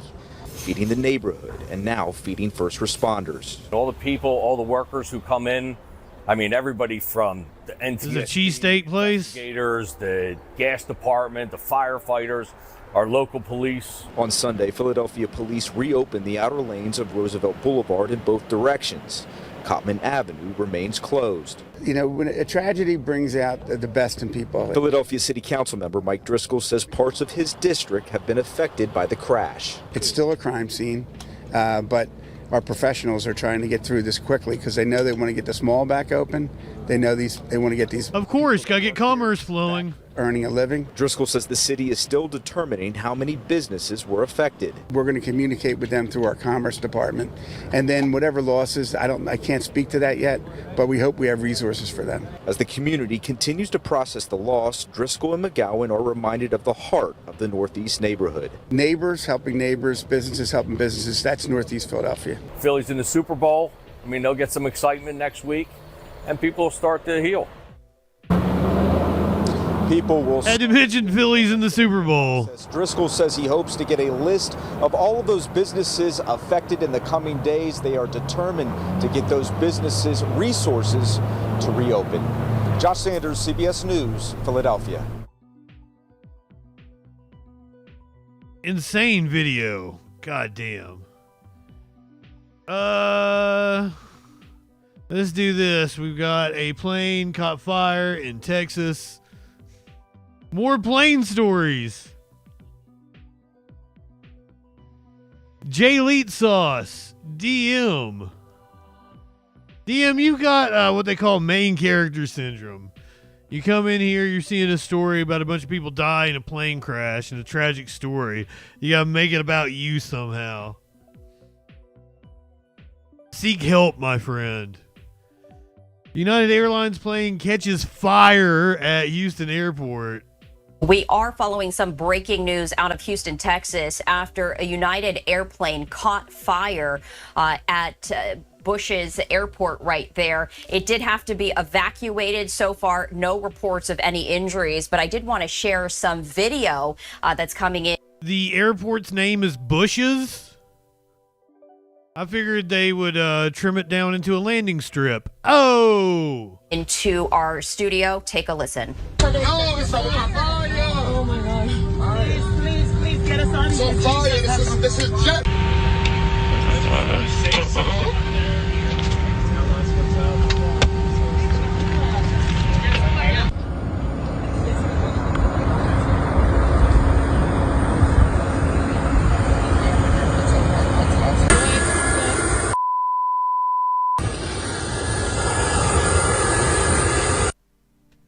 All right, so that was some video right there that we did want to share with you from our Fox 26. Which Bush is it named after? The Nazi? Prescott Bush? Houston. Meanwhile, you are taking a live look at Houston, Texas right now. I did want to share some more information about the flight from Houston to New York that did have to be evacuated after it caught fire during takeoff. That's according to the FAA. And the very latest is that the FAA says the crew of United Airlines Flight 1382 had to stop their takeoff from George Bush Intercontinental Airport. Bonner Buggy says no, the Nazi W. Not the Nazi Prescott. Report because of a reported engine issue that happened at around the other Nazi in the Bush family. Local time this morning. We shared video acquired by Fox 26 Houston with you. I'm sorry, T-minus. The wing of the plane caught on fire, and in that video you heard a flight attendant asking for passengers to stay in their seats. One of those passengers pushing back, saying it's on fire. Now, some passengers did have to use the emergency slide to get off the plane. That's according to the Houston. I've always wanted to use one of those, the emergency slide, the big yellow slide. Department. They look like fun. No injuries were reported, and the FAA currently investigating the situation. I also wanted to share this with you. This is a statement from the spokesperson of the FAA on this incident, saying, quote, the crew of United Airlines Flight 1382 safely aborted its takeoff. Wait, I thought they weren't allowed to do abortions in Texas anymore. I thought you had to see it to term.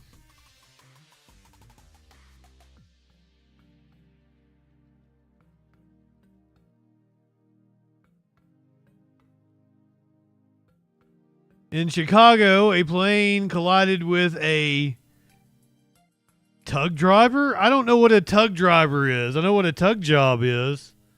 We begin, though, here at 10 o'clock with breaking news at O'Hare Airport. About 3 hours ago, a plane hit a vehicle on the tarmac known as a tug. The driver of the tug was pinned. Oh, they moved the planes. Had to be rescued. Police say the 64-year-old is now in critical condition with injuries to the head and lower body. No one on the plane was hurt. We're working to gather more information. We'll bring you updates as it comes in. I don't fly anymore. I haven't flown since 9/11, since before 9/11. Don't plan on starting anytime soon. Would really like to travel the world. Not going to travel the world in like a Boeing.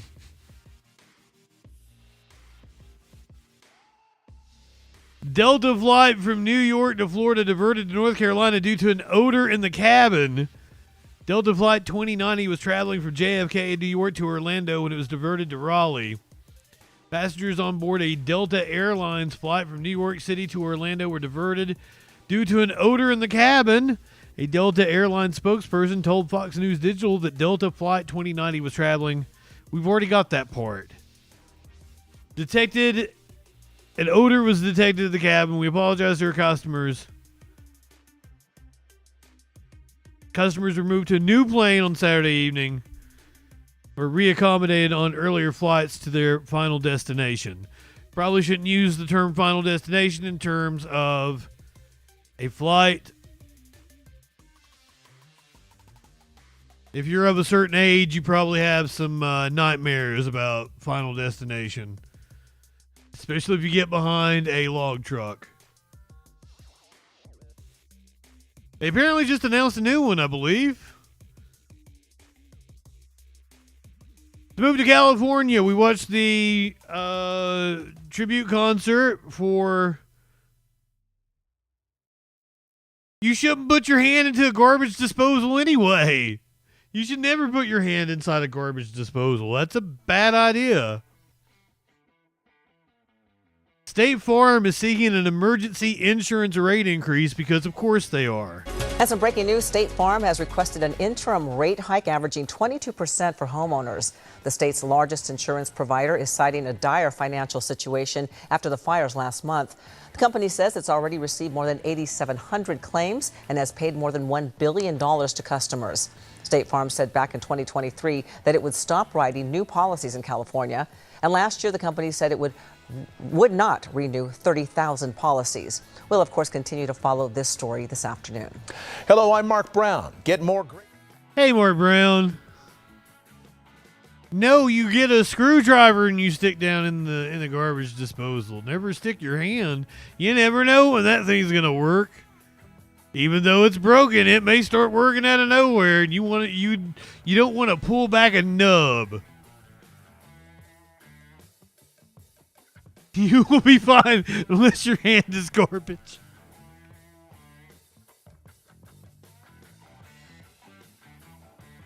Well, I mean, if the disposal fits, it doesn't even have blades in it anymore. Okay, well, that's different, Avalon. That's different. Who's everybody's favorite mayor? Who's everybody's favorite mayor? Is her name Tiffany Henyard? Because, oh boy, we got another update. The community is calling on Henyard to be, oh, fair enough, McCheese. I'm sorry. Escalate over the allegations of mismanagement in the south suburbs. Local officials and community members are asking the state to remove Tiffany Henyard from office. Move comes days after a brawl broke out during a Thornton Township meeting. WGN's Emmy Victor joins us now live with the latest on that. Emmy. Well, Ray and Micah, this was a packed Zoom call. At least 300 people joined today to discuss Tiffany Henyard. And these are people who say they are tired of her and they were appalled by Tuesday's fight. So they're now calling on the governor and other state officials to remove her from office.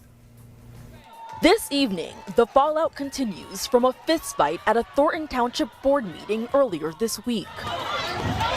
Hundreds of people joined a Zoom meeting to call on state officials to remove Tiffany Henyard from her two elected positions, Thornton Township Supervisor and Mayor of the Village of Dolton. So I plead today, alongside everybody involved, that the governor and the state's attorney give the people what they already said they wanted, and that was for them to step up and remove this so that it doesn't go on another day. In a call to action letter, the village's Board of Trustees called Tuesday night's fight disgraceful. All those in favor say aye. You go. The brawl started after Brown called Henyard an expletive. Henyard and her significant other were among those in the brawl. Henyard's lawyers say she stepped in to break up the fight. Since taking office in 2021, Henyard has been at the center of controversies. WGN Investigates uncovered Henyard and her allies billed more than $100,000 on lavish travel and meals to taxpayers in Dolton. Wow. An independent investigation conducted by former Chicago Mayor Lori Lightfoot concluded there was a pattern of unchecked spending. And that's all we've been asking for. Accountability, transparency, doing the right thing. Some residents say they've had enough, and if Henyard won't resign from her positions, they want the state to force the matter. In June, we asked Governor J.B. Pritzker if that was even possible. The reality is that there are already two pretty significant investigations going on, and so we'll support them in every way that we can. But it's really just a matter of, do you want everybody running over each other in those investigations, or do you want, two concerted efforts toward getting the facts? Today's Zoom call participants also discussed voting her out of office if she isn't removed. Henyard is not part of Thornton Township's upcoming election for supervisor. She lost a spot on that ballot in December, but she is rerunning for mayor of Dolton. However, she faces fierce competition. Ray and Micah. She's gonna run for mayor again.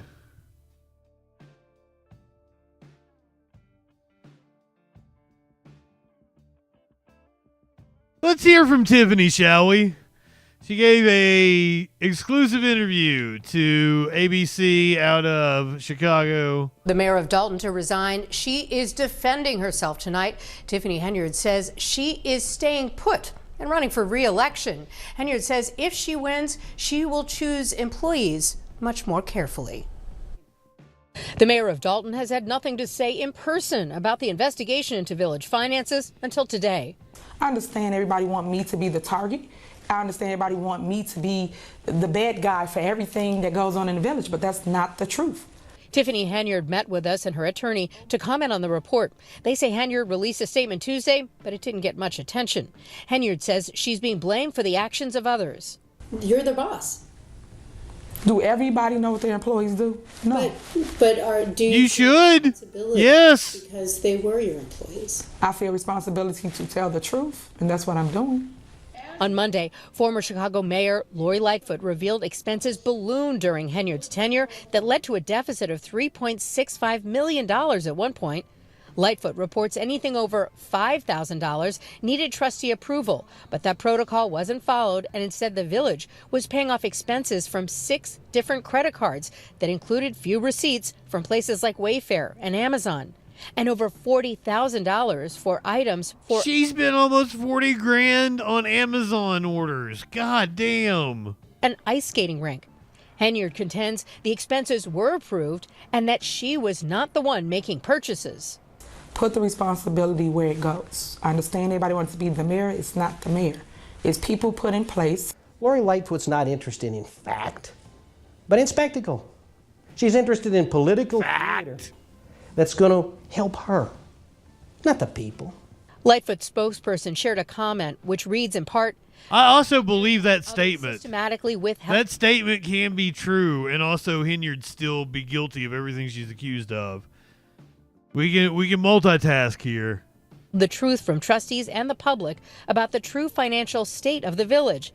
The spokesperson goes on to say, the facts speak for themselves, and no amount of spin can overcome the tragic reality of her tenure as mayor of the village of Dalton. A day after the Lightfoot report, social media lit up with videos of a scuffle at a Thornton Township meeting where Henyard is supervisor. Henyard is seen in this video getting involved in the chaos. Her lawyer claims someone from outside Dalton who attended the meeting swung a knife at the mayor's boyfriend. These men are attacking him with a deadly weapon, and the mayor, fearing for his safety, did go toward that crowd, risking getting hurt herself. Wow. The coverage of the incident unfairly villainizes Henyard. We should mention no one was arrested or charged in that incident in Thornton Township. Now, meantime, the Dalton board meets on Monday, but after what happened in Thornton, Mark and Cheryl, Tiffany Henyard says, God, I love this shit. To attend unless they beef up security. Watch breaking news on YouTube. Insane.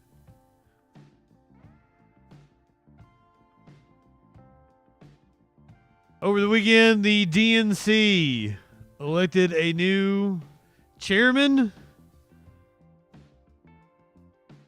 probably of the normie Democrats is the best one. Of course, I was hoping for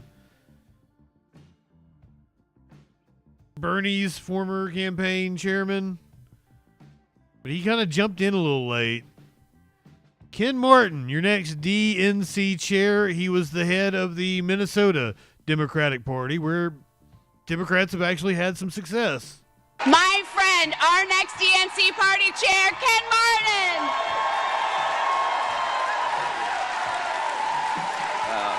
Thank you so much. Thank you. Well, look, thank you so much. Thank you. Thank you. I've just got a few minutes left, and I got a long speech. So thank you to Peggy, my great friend. Thank you to Supervisor Solis, and of course to my wonderful friend from Labor, Sandra Lee Williams, for her support. I want to take a moment to thank my friend, my brother, our fantastic chairman, Jamie Harrison, for his wonderful work. Look, to my fellow Democrats. Could have been worse, could have been better, I guess. In the mouth in November. There's no two ways about it. I'm running for DNC chair because it's time to get off the mat.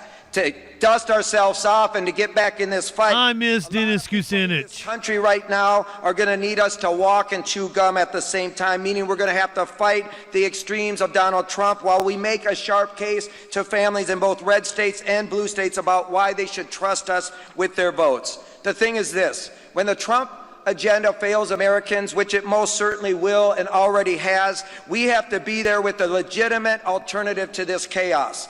You know, while Donald Trump was being sworn in, Sandra and I marched with labor leaders outside of Ebenezer Baptist Church, the home of Dr. Martin Luther King Jr.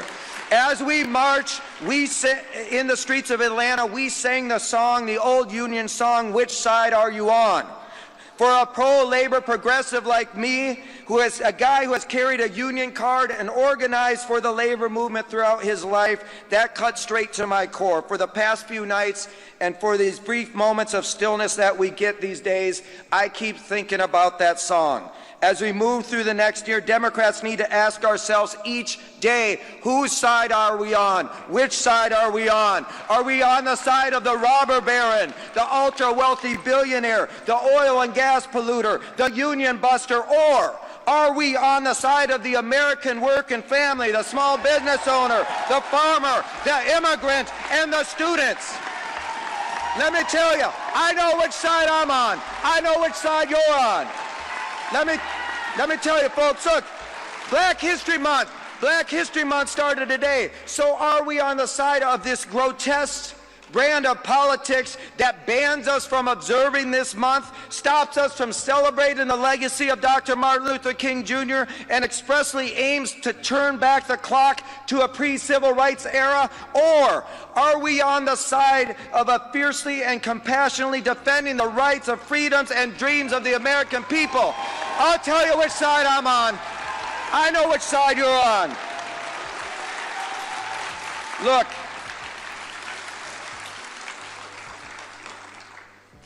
I'm just going to end with this because I got 40 seconds left.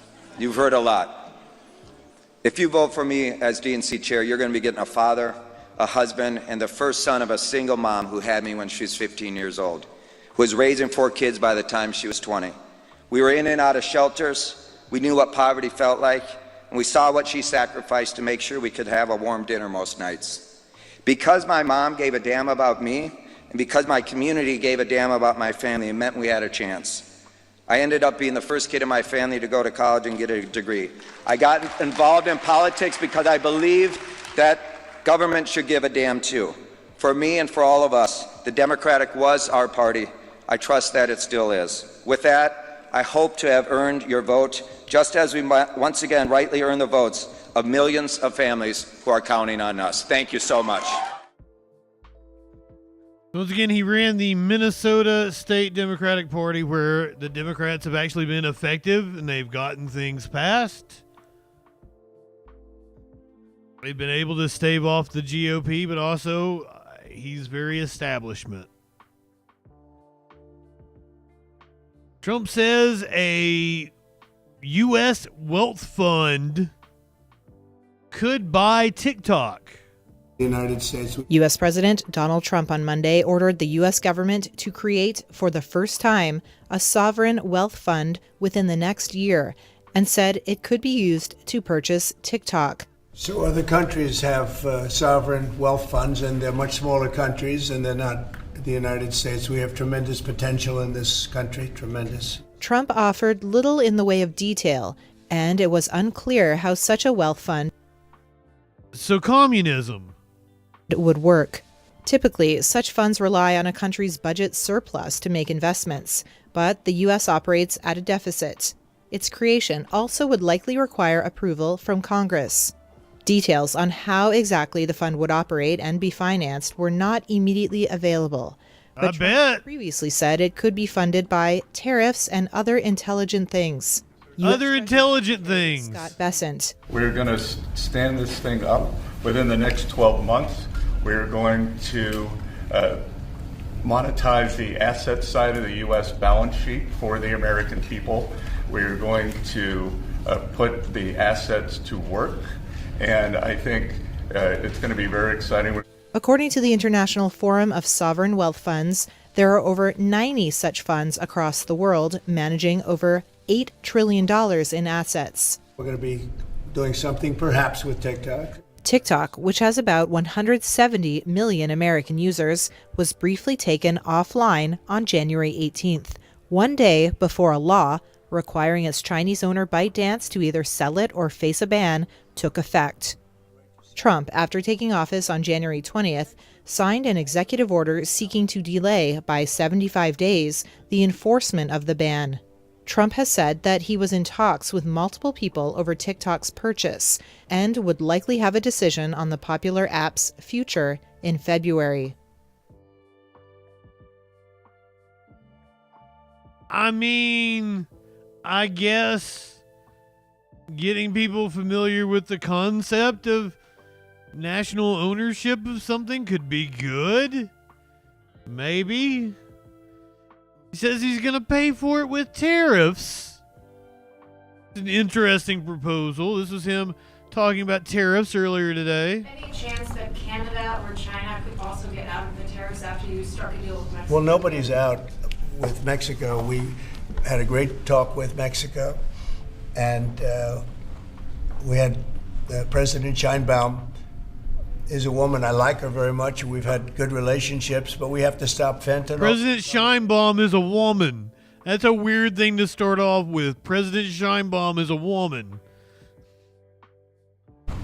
We had President Sheinbaum is a woman. I like her very much. We've had good relationships, but we have to stop fentanyl from coming in, whether I like somebody or not, and we have to stop the illegal aliens from coming in. I think we've lost 200,000 people on average a year for many years. B minus, thank you for throwing out the gift sub. Even closer to 300,000.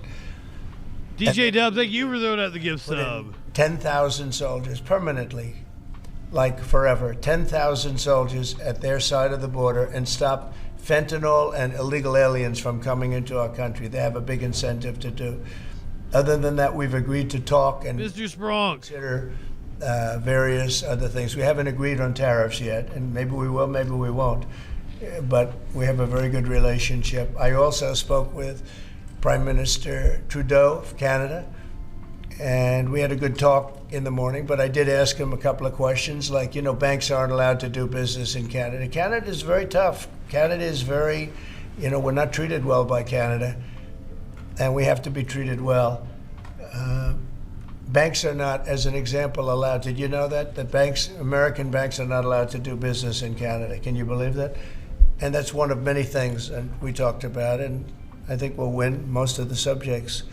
But for some reason, a lot of things have been very unfair with Canada. I noticed that in the first term. You deal with people, and after a while you begin to realize, like you learn that Larry Ellison's very tough to do business with, okay?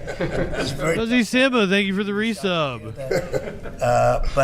But Canada is very tough. They're very, very tough to do business with. And we can't let them take advantage of the U.S. They don't take our agricultural product for the most part.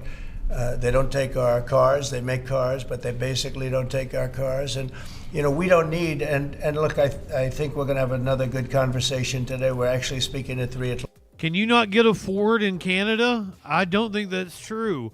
Also, our car manufacturing is very much tied together. Like, several cars are assembled in the U.S., but the parts are made in Canada and vice versa. Clock again. But we don't need them to make our cars. We don't need them to give us lumber. We don't need them for agricultural products because we have all the agriculture we need. They don't take our agricultural product for the most part, our milk and dairy, etc. A little bit they do, but not much. We take theirs. And as far as cars are concerned, they took in... Well, they put milk in a fucking bag up there, so, you know, we'd have to change our whole way of producing it.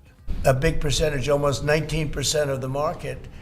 And, you know, I wouldn't mind making our cars in the United States, so we have a problem there. I'd like to make our cars in the U.S. We don't need Canada to make our cars. With that being said, we're going to have another call at 3 o'clock. We had a call this morning. It was a pretty good call, I'd say. Perfect call. It was a perfect call.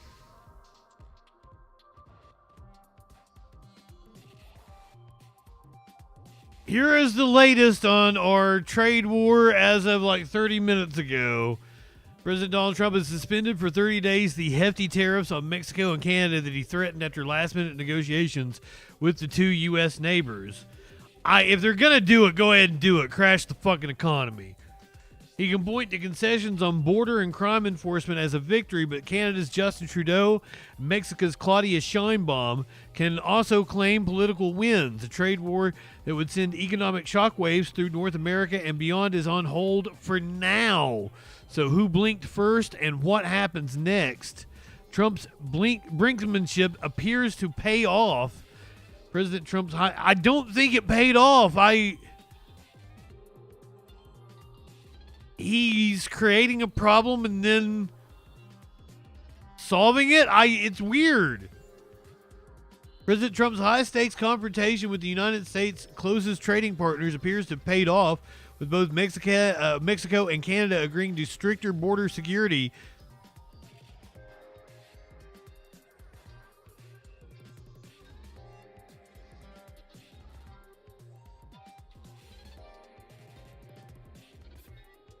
Got a little tickle in my throat there. With both Mexico and Canada agreeing to stricter border security and taking bigger steps to address fentanyl trafficking, the strategy to leverage the U.S. economy to force concessions from other countries, not just a win for Trump's America First agenda, allowing him to follow through on core domestic issues without American consumers feeling the sting of the economic consequences of the continental trade war. His tariff playbook is hardly new. Trump's tariffs on steel and aluminum during his first term prompted backlash from Mexico, Canada, and European Union, but economists say those measures were more limited in scope. This time, Trump has promised sweeping tariffs on goods from Mexico and Canada and China, which is still set to see a 10% tariff increase on goods starting at midnight on Tuesday. Azalea Sarts. Good evening, my friend. But it remains unclear whether Trump will follow through on his threats to Canada and Mexico once the 30-day deadline is up. That uncertainty stirs fears that could see businesses reducing their reliance on American markets, holding off on investing in building new factories or hiring workers until the trade standoff becomes more clear. Let's talk about how tariffs will affect consumers. Probably a piece that Donald Trump needs to watch himself. Perspective, we're joined tonight by Mary Lovely, a senior fellow at the nonpartisan Peterson Institute for International Economics. Thanks for coming in. Oh, you're so welcome. So we've got this 30-day pause on tariffs for Canada and Mexico. The 10% tariff on goods from China is still on the table for tomorrow. How much of this is actually about addressing a trade imbalance? And I raise the question because Donald Trump negotiated a new trade deal with Canada and Mexico in his first term. Is there an actual problem that these tariffs aim to solve? Well, the president has identified two problems at the border: migration and the flow of fentanyl. So he has on occasion talked about the trade deficit that we have with our trading partners, but it's hard to know exactly what weight he places on these various factors. So for today's announcement, it looks like it was on the border issues. When he talks about Canada, he so often complains about the trade imbalance, which has existed for decades. Canada sells more goods and services to the U.S. than it buys from us. On that point, does that justify tariffs? No. There's no reason that we should have balance bilaterally. So there's no reason, for example, that the grocery store should buy as much from me as I buy from it. So there's no reason why Canada, which is rich in natural resources, shouldn't sell to us, and our companies then use those resources to produce things to sell to the rest of the world. So there's really no reason, no welfare implication of us having a trade deficit with Canada or with any other country for that matter. President Trump is also acknowledging now that if these tariffs take effect, that it will hurt American consumers, at least in the short term. He said it's a little bit of pain, but people understand that. Obviously, so much depends on when, if, or how these tariffs are implemented, but how much pain are we talking about generally?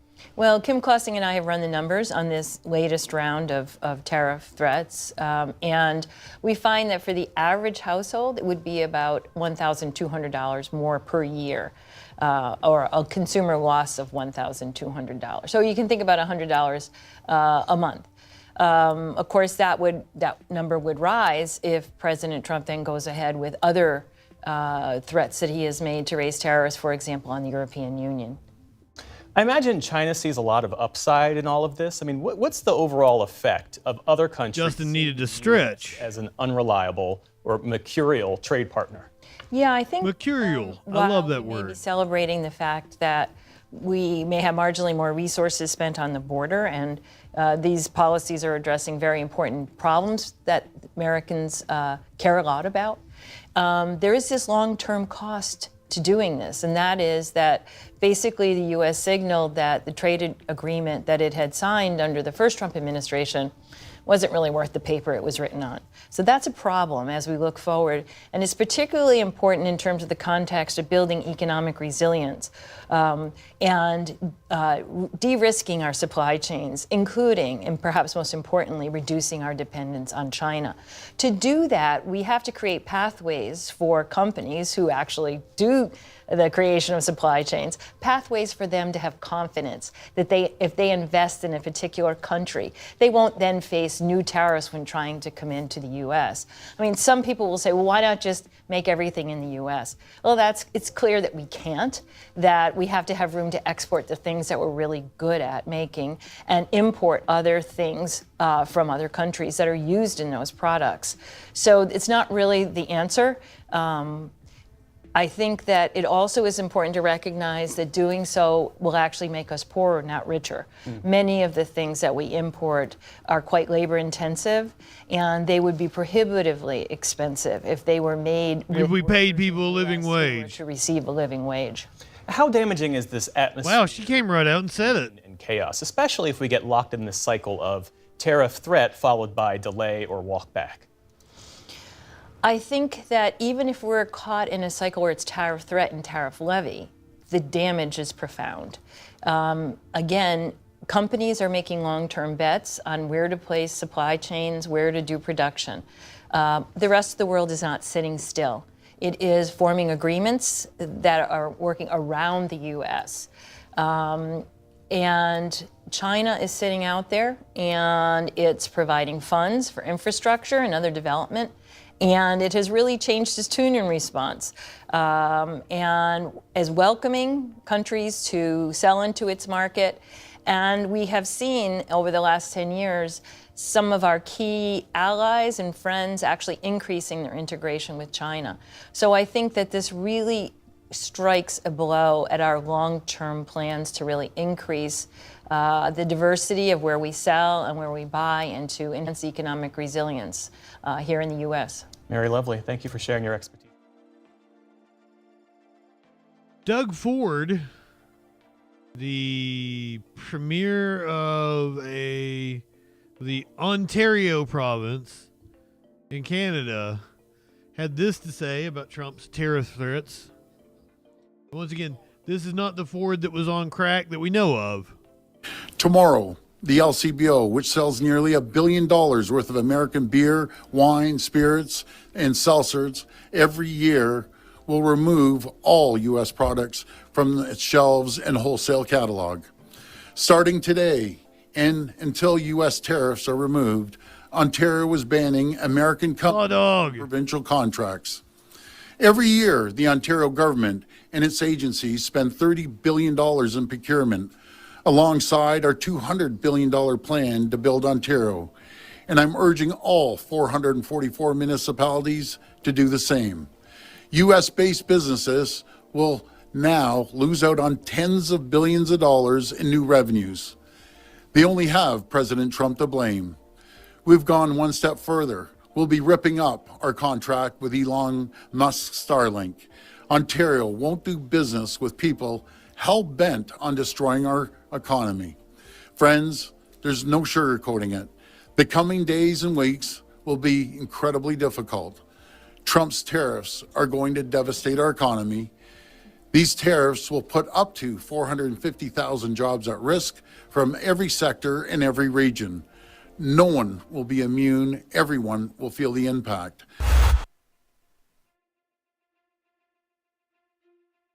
Tell him Doug Ford, who might not be on crack, who might be. I was on crack. Right, right. Well, We cannot say for sure. I think Elon's probably on some sort of speed. Trying to move at lightning fast pace to dismantle the U.S. government.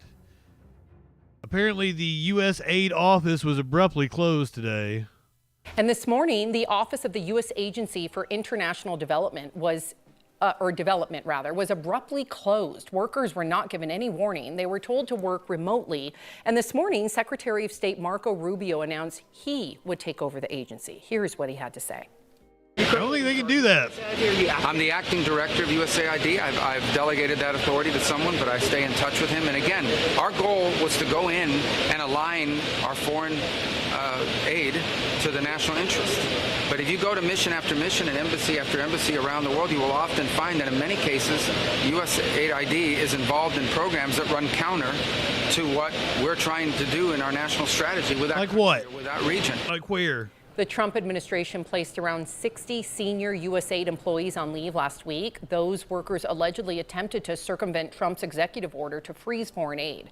The agency is responsible for about $50 billion worth of foreign aid each year.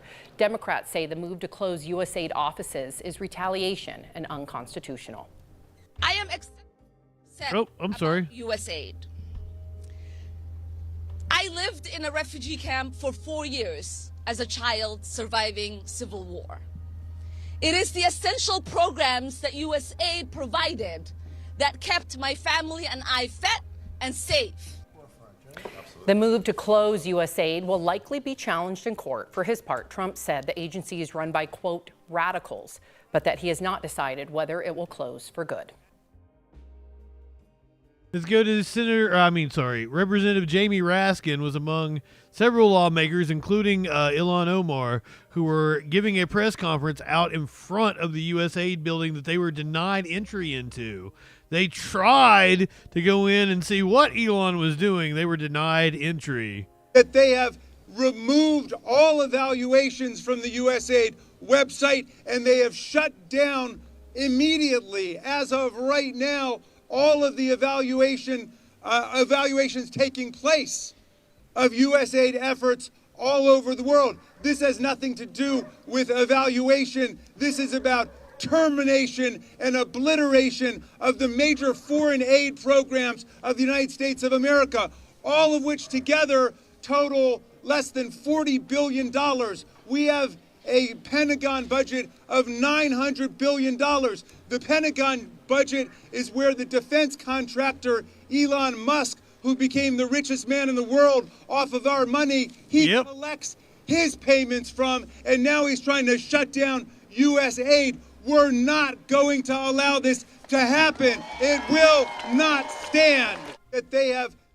I think we should cut the budget for Elon by 66 2/3. But then you take my 75% chance of winning and then add 66 2/3%. I got 141 2/3 chance of winning. Was Trump talking about Elon earlier today? For Elon Musk to have access to the payment systems at Treasury? Well, he's got access only to letting people go that he thinks are no good if we agree with him, and it's only if we agree with him. He's a very talented guy from the standpoint of management and costs, and we put him in charge of seeing what he can do with certain groups and certain numbers. Some of the numbers are horrible. What he's the numbers don't lie, and they spell disaster. Think of it, $100 million on condoms to Hamas. And many other things that are frankly even more ridiculous. And they're finding tremendous waste, really waste more than anything else, I think you could say. Probably fraud and abuse could be added to it, the more standard waste, fraud and abuse. But they're finding tremendous amounts of really. Why is it important for...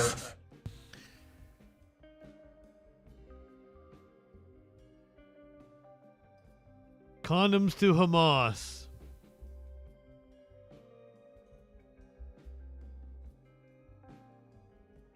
Condoms to Hamas.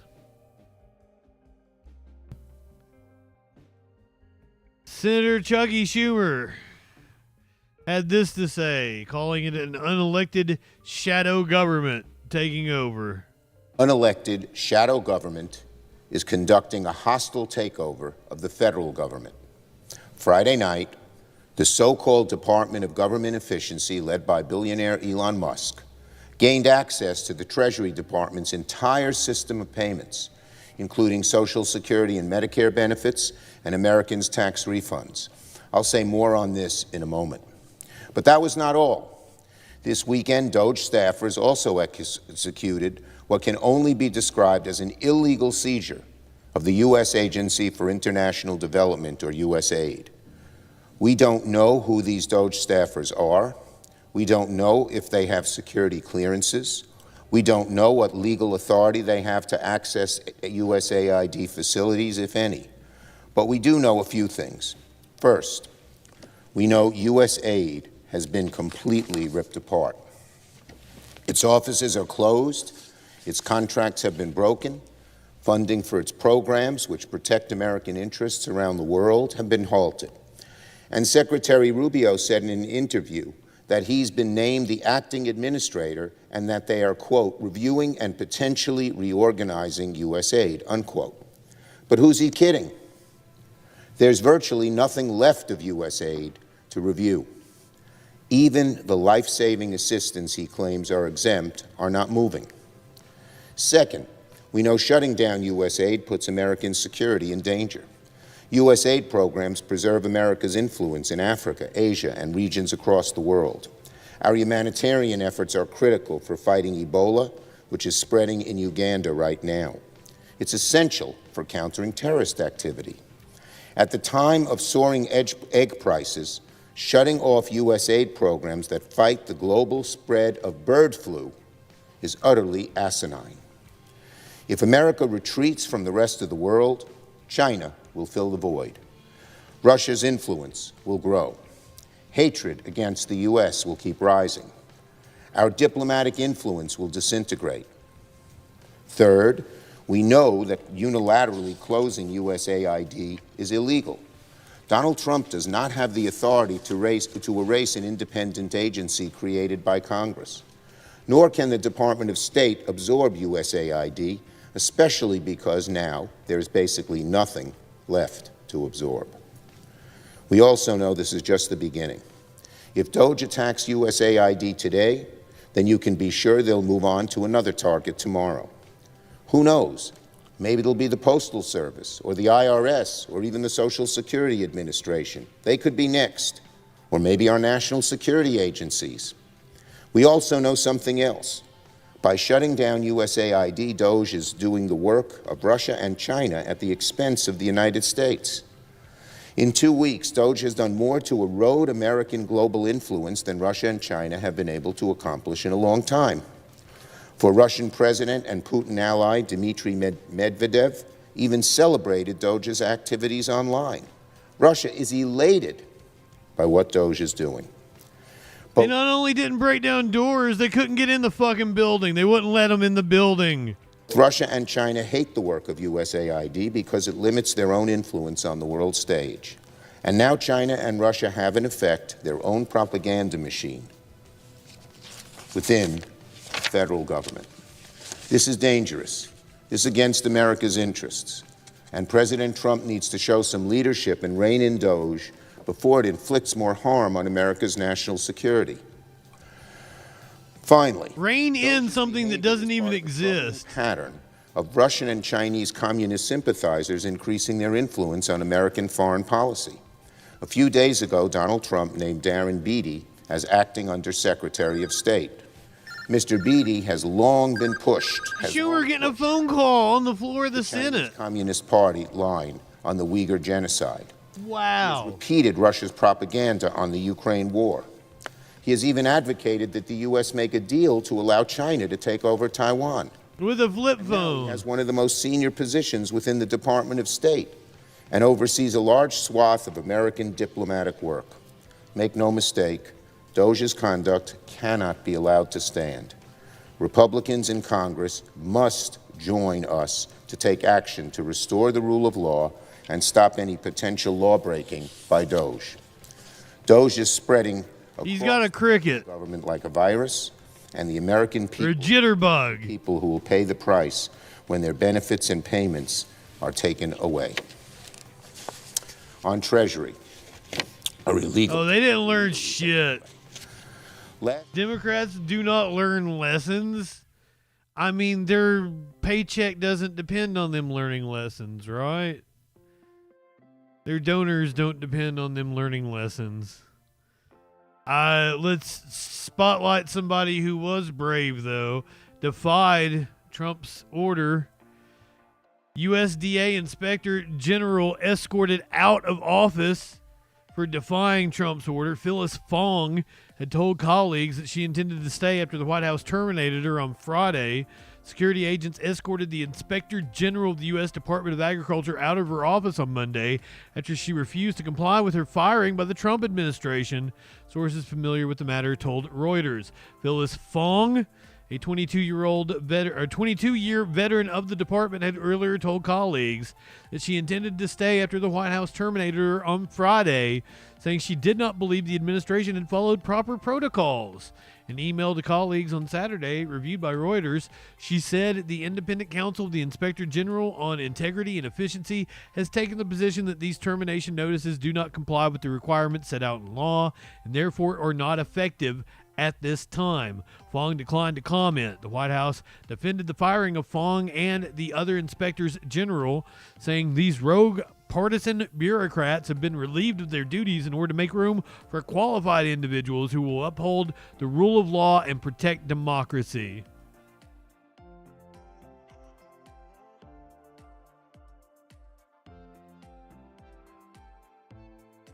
Thank you, Miss Fong.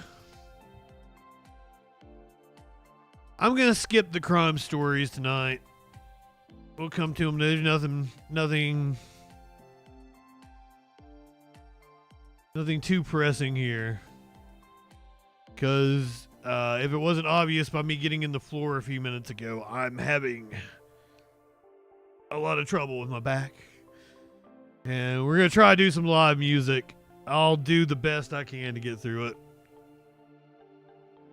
That's why I was not here last night. Justin did something to his back over the weekend and could not. Well, Justin sat in this chair way too long throughout the week, last week. Flash I habit, that's what I do. I do get on the floor, do stretches. That's what helps more than anything. But it's a thing that takes a couple of days to get back. It was trying to watch the Royal Rumbles when I was in the most pain. That was the worst of it. Yesterday I was a little bit better. Today I'm a lot better, but still. The chair is not helping. A sinkhole swallowed a truck driver in Japan. It's expanding and the residents are worried. Look at this motherfucker.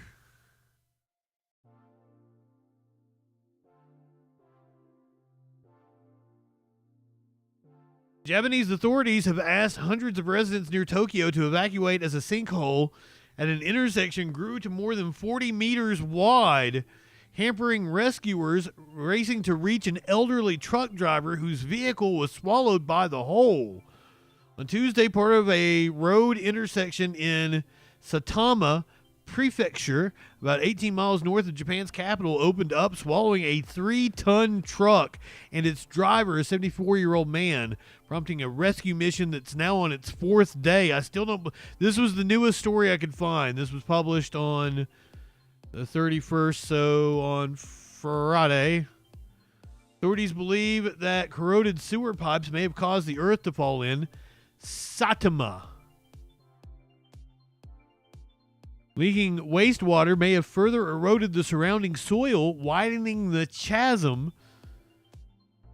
200 households have been asked to evacuate from the area since Tuesday. Local authorities asked about 1.2 million residents to refrain from bathing and doing laundry in a bid to cut down on wastewater, which could further complicate rescue efforts. Damn. I'm going to try to get an update on this one tomorrow night.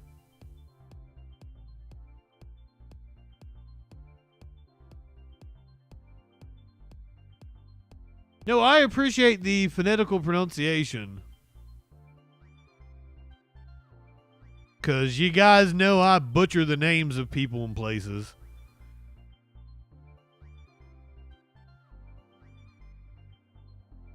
Meanwhile, a truck carrying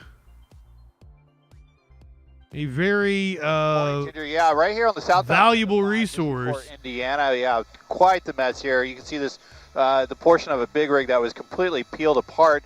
And as we zoom in here, it looks like it's a company called Good Eggs. So it's a organic eggs food delivery truck. So lots of groceries on board that trailer. That's something they're going to have to remove from the freeway. This happened just around 5:30 this morning. The big rig somehow clipped the overpass here just south of the East LA interchange. They've just now reopened one of the lanes, but they expect the remainder of the freeway to remain closed for the next 3 hours. So it's causing a lot of delays here in the downtown area. Southbound side backed up all the way to the 110 freeway. Good morning, Ginger. Yeah, right here on the southbound side of the 5 just before Indiana. Good morning, Chris. Quite the mess here. Why would DEI do this? Ah, shit. I'm going to hit the content warning on this one because this is a horrible, horrible man whose court appearance has now been pushed back after he had to go to the hospital. P. Diddy not appearing in court today. Helping news now, Sean Diddy Combs was expected to appear in court within the hour, but postponed just moments ago. It comes after reports that the music mogul was admitted to the hospital last week. Fox 5's Lisa Evers is live in Lower Manhattan with all of this. Lisa, so at this moment, what do we know? Well, Bianca, this is a very fast-moving situation. Developments happening almost every single day. It seems as if every day there's some new piece of news about Diddy or his legal troubles. Now, this afternoon he was scheduled to go before a judge here and have a hearing in one of the many civil cases that he's facing. But we just learned a short time ago that at the very last minute, that hearing naming Sean Diddy Combs in another legal issue with another legal issue in another civil suit was postponed at the very last minute, with no future date scheduled and no explanation. This is just one of the many questions, growing number of questions in need of answers. Now, last Thursday at the MDC, where he is currently incarcerated, my sources tell me that Diddy was taken from MDC, the Metropolitan Detention Center, about 10 at night to a nearby hospital for an MRI on his knee. Skeptics thought there must have been a fight or he was attacked at the prison that's considered one of the most dangerous in America. But sources insist he had a pain in his knee, possibly due to previous knee surgeries that he's undergone over the years. Now, the emergency hospital visit came just hours after federal prosecutors slapped him with a superseding indictment in his federal sex trafficking RICO case. I'd love to slap this motherfucker. And extending the time period for investigators from 2008 going back to 2004, meaning they have 4 more years in order to continue investigating possible additional allegations. Now, all of this taking place, as it seems every week there's another docuseries or documentary being cranked out about Diddy, which criminal defense attorneys who try cases in the Southern District here at the federal courthouse tell me can possibly taint potential juries that are going to hear this case when it gets going in May. Now, he will be back in the criminal case here in this courthouse in about 2 weeks. That's the latest here from 500 Pearl. I'm Lisa Evers, Fox 5 News. Bianca, back to you. As long as we were talking about rapper producers who are gigantic pieces of shit, let's talk about the controversy surrounding Kanye West and his fiance, wife, girlfriend, whoever the fuck he is, or whoever the fuck she is to him. And the red carpet stunt he pulled last night at the Grammys. Now, we're going to have to talk about Kanye and Bianca Censori, his wife. They walked the red carpet. Wife. He's married to her. Grammys, and Bianca removed her black coat to reveal, well, absolutely nothing. Let's have a look at the footage. Obviously, we've had to pixelate it because... I'd give her a titty slap, I guess. A titty slap! Come on now. She had a sheer it's just a sheer top. I've seen the uncensored photo. You've seen the way Kanye dresses her up. Yeah, seriously, blink 3 times if you're being held against your will. Makes me very uncomfortable. It leaves zero to the imagination. She was wearing some sort of a... Yeah, it's like a body stocking kind of deal. She may as well have been completely naked. So tell me what is going on here. I have seen so much commentary online. People are saying Kanye is not just objectifying this poor girl, he's mistreating her, that she needs to be committed, she needs to have welfare checks. People have reacted very strongly to what happened today. Yeah, you and I have had this discussion before. Remember when he kind of shamed Kim Kardashian, saying that she, over-sexualized herself? It's very, but I'm going to say, if I looked like Bianca, it's how I'd grocery shop. Just like that. I mean, if I looked that good, I'd go to the grocery store looking that. Well, if it's your choice, I don't care. I don't know about that, Kinsey. I reckon she looked bloody haunted. She didn't look happy. She didn't have a sexy look on her face. She looked like, I don't know, victim of human trafficking. To me, something is very wrong with this whole dynamic. Kanye seems to have changed fairly dramatically.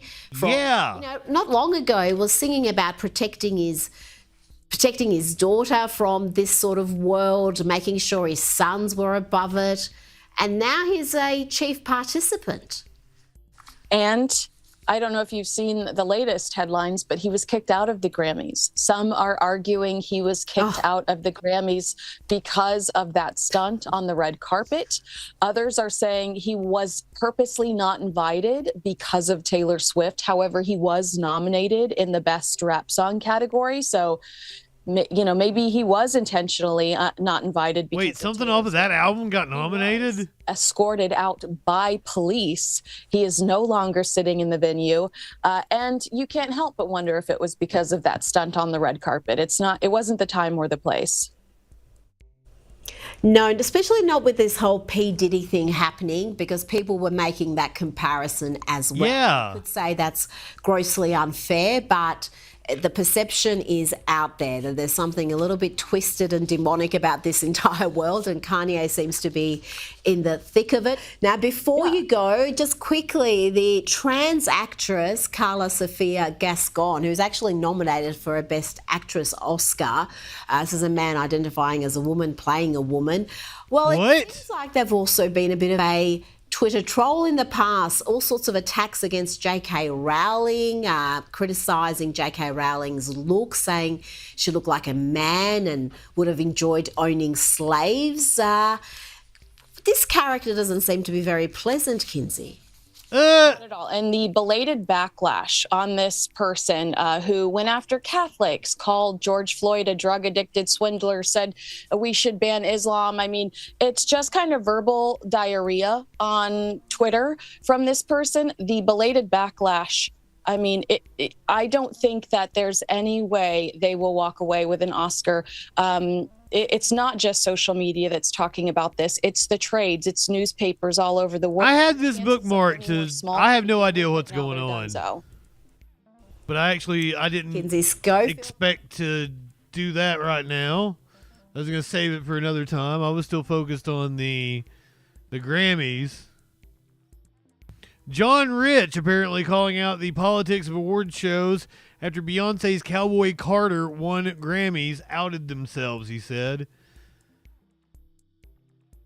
Last night, the 67th Grammy Awards were held at the Crypto.com Arena in Los Angeles At first, there was a great question surrounding whether the awards show would even be held due to the massive destruction LA faced due to blazing wildfires. The Recording Academy chose to have the awards still, but they cut back on the Grammy Week events and shifted the program's focus to fundraising. Some viewers tuning in might argue that the most significant charity work done during the program was awarding Beyonce with Best Country Album and Best Album of the Year. The internet was outraged to see Beyonce win Best Country Album. The internet. Bullshit. She competed against Chris Stapleton, Post Malone, Casey Musgraves, and Lainey Wilson, who all released stellar records.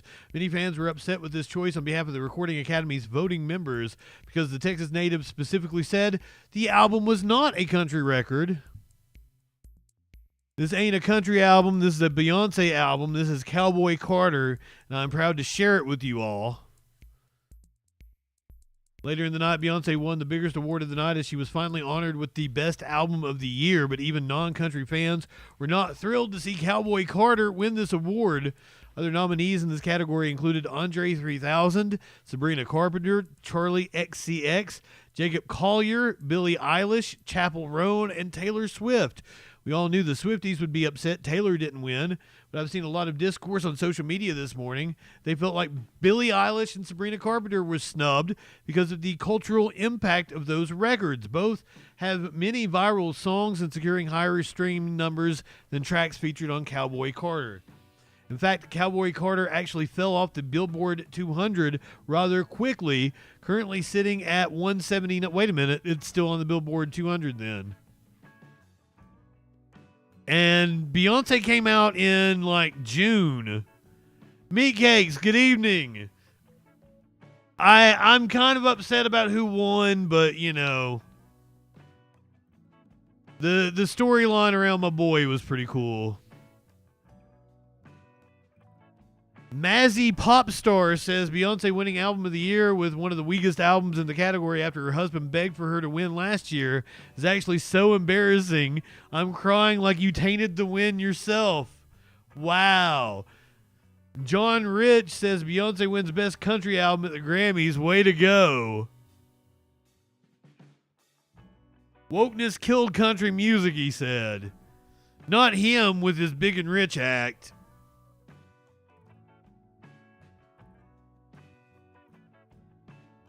If I can make it work, we're going to do Grammy performances for Live Music Monday, and then we'll finish up Super Bowl acts.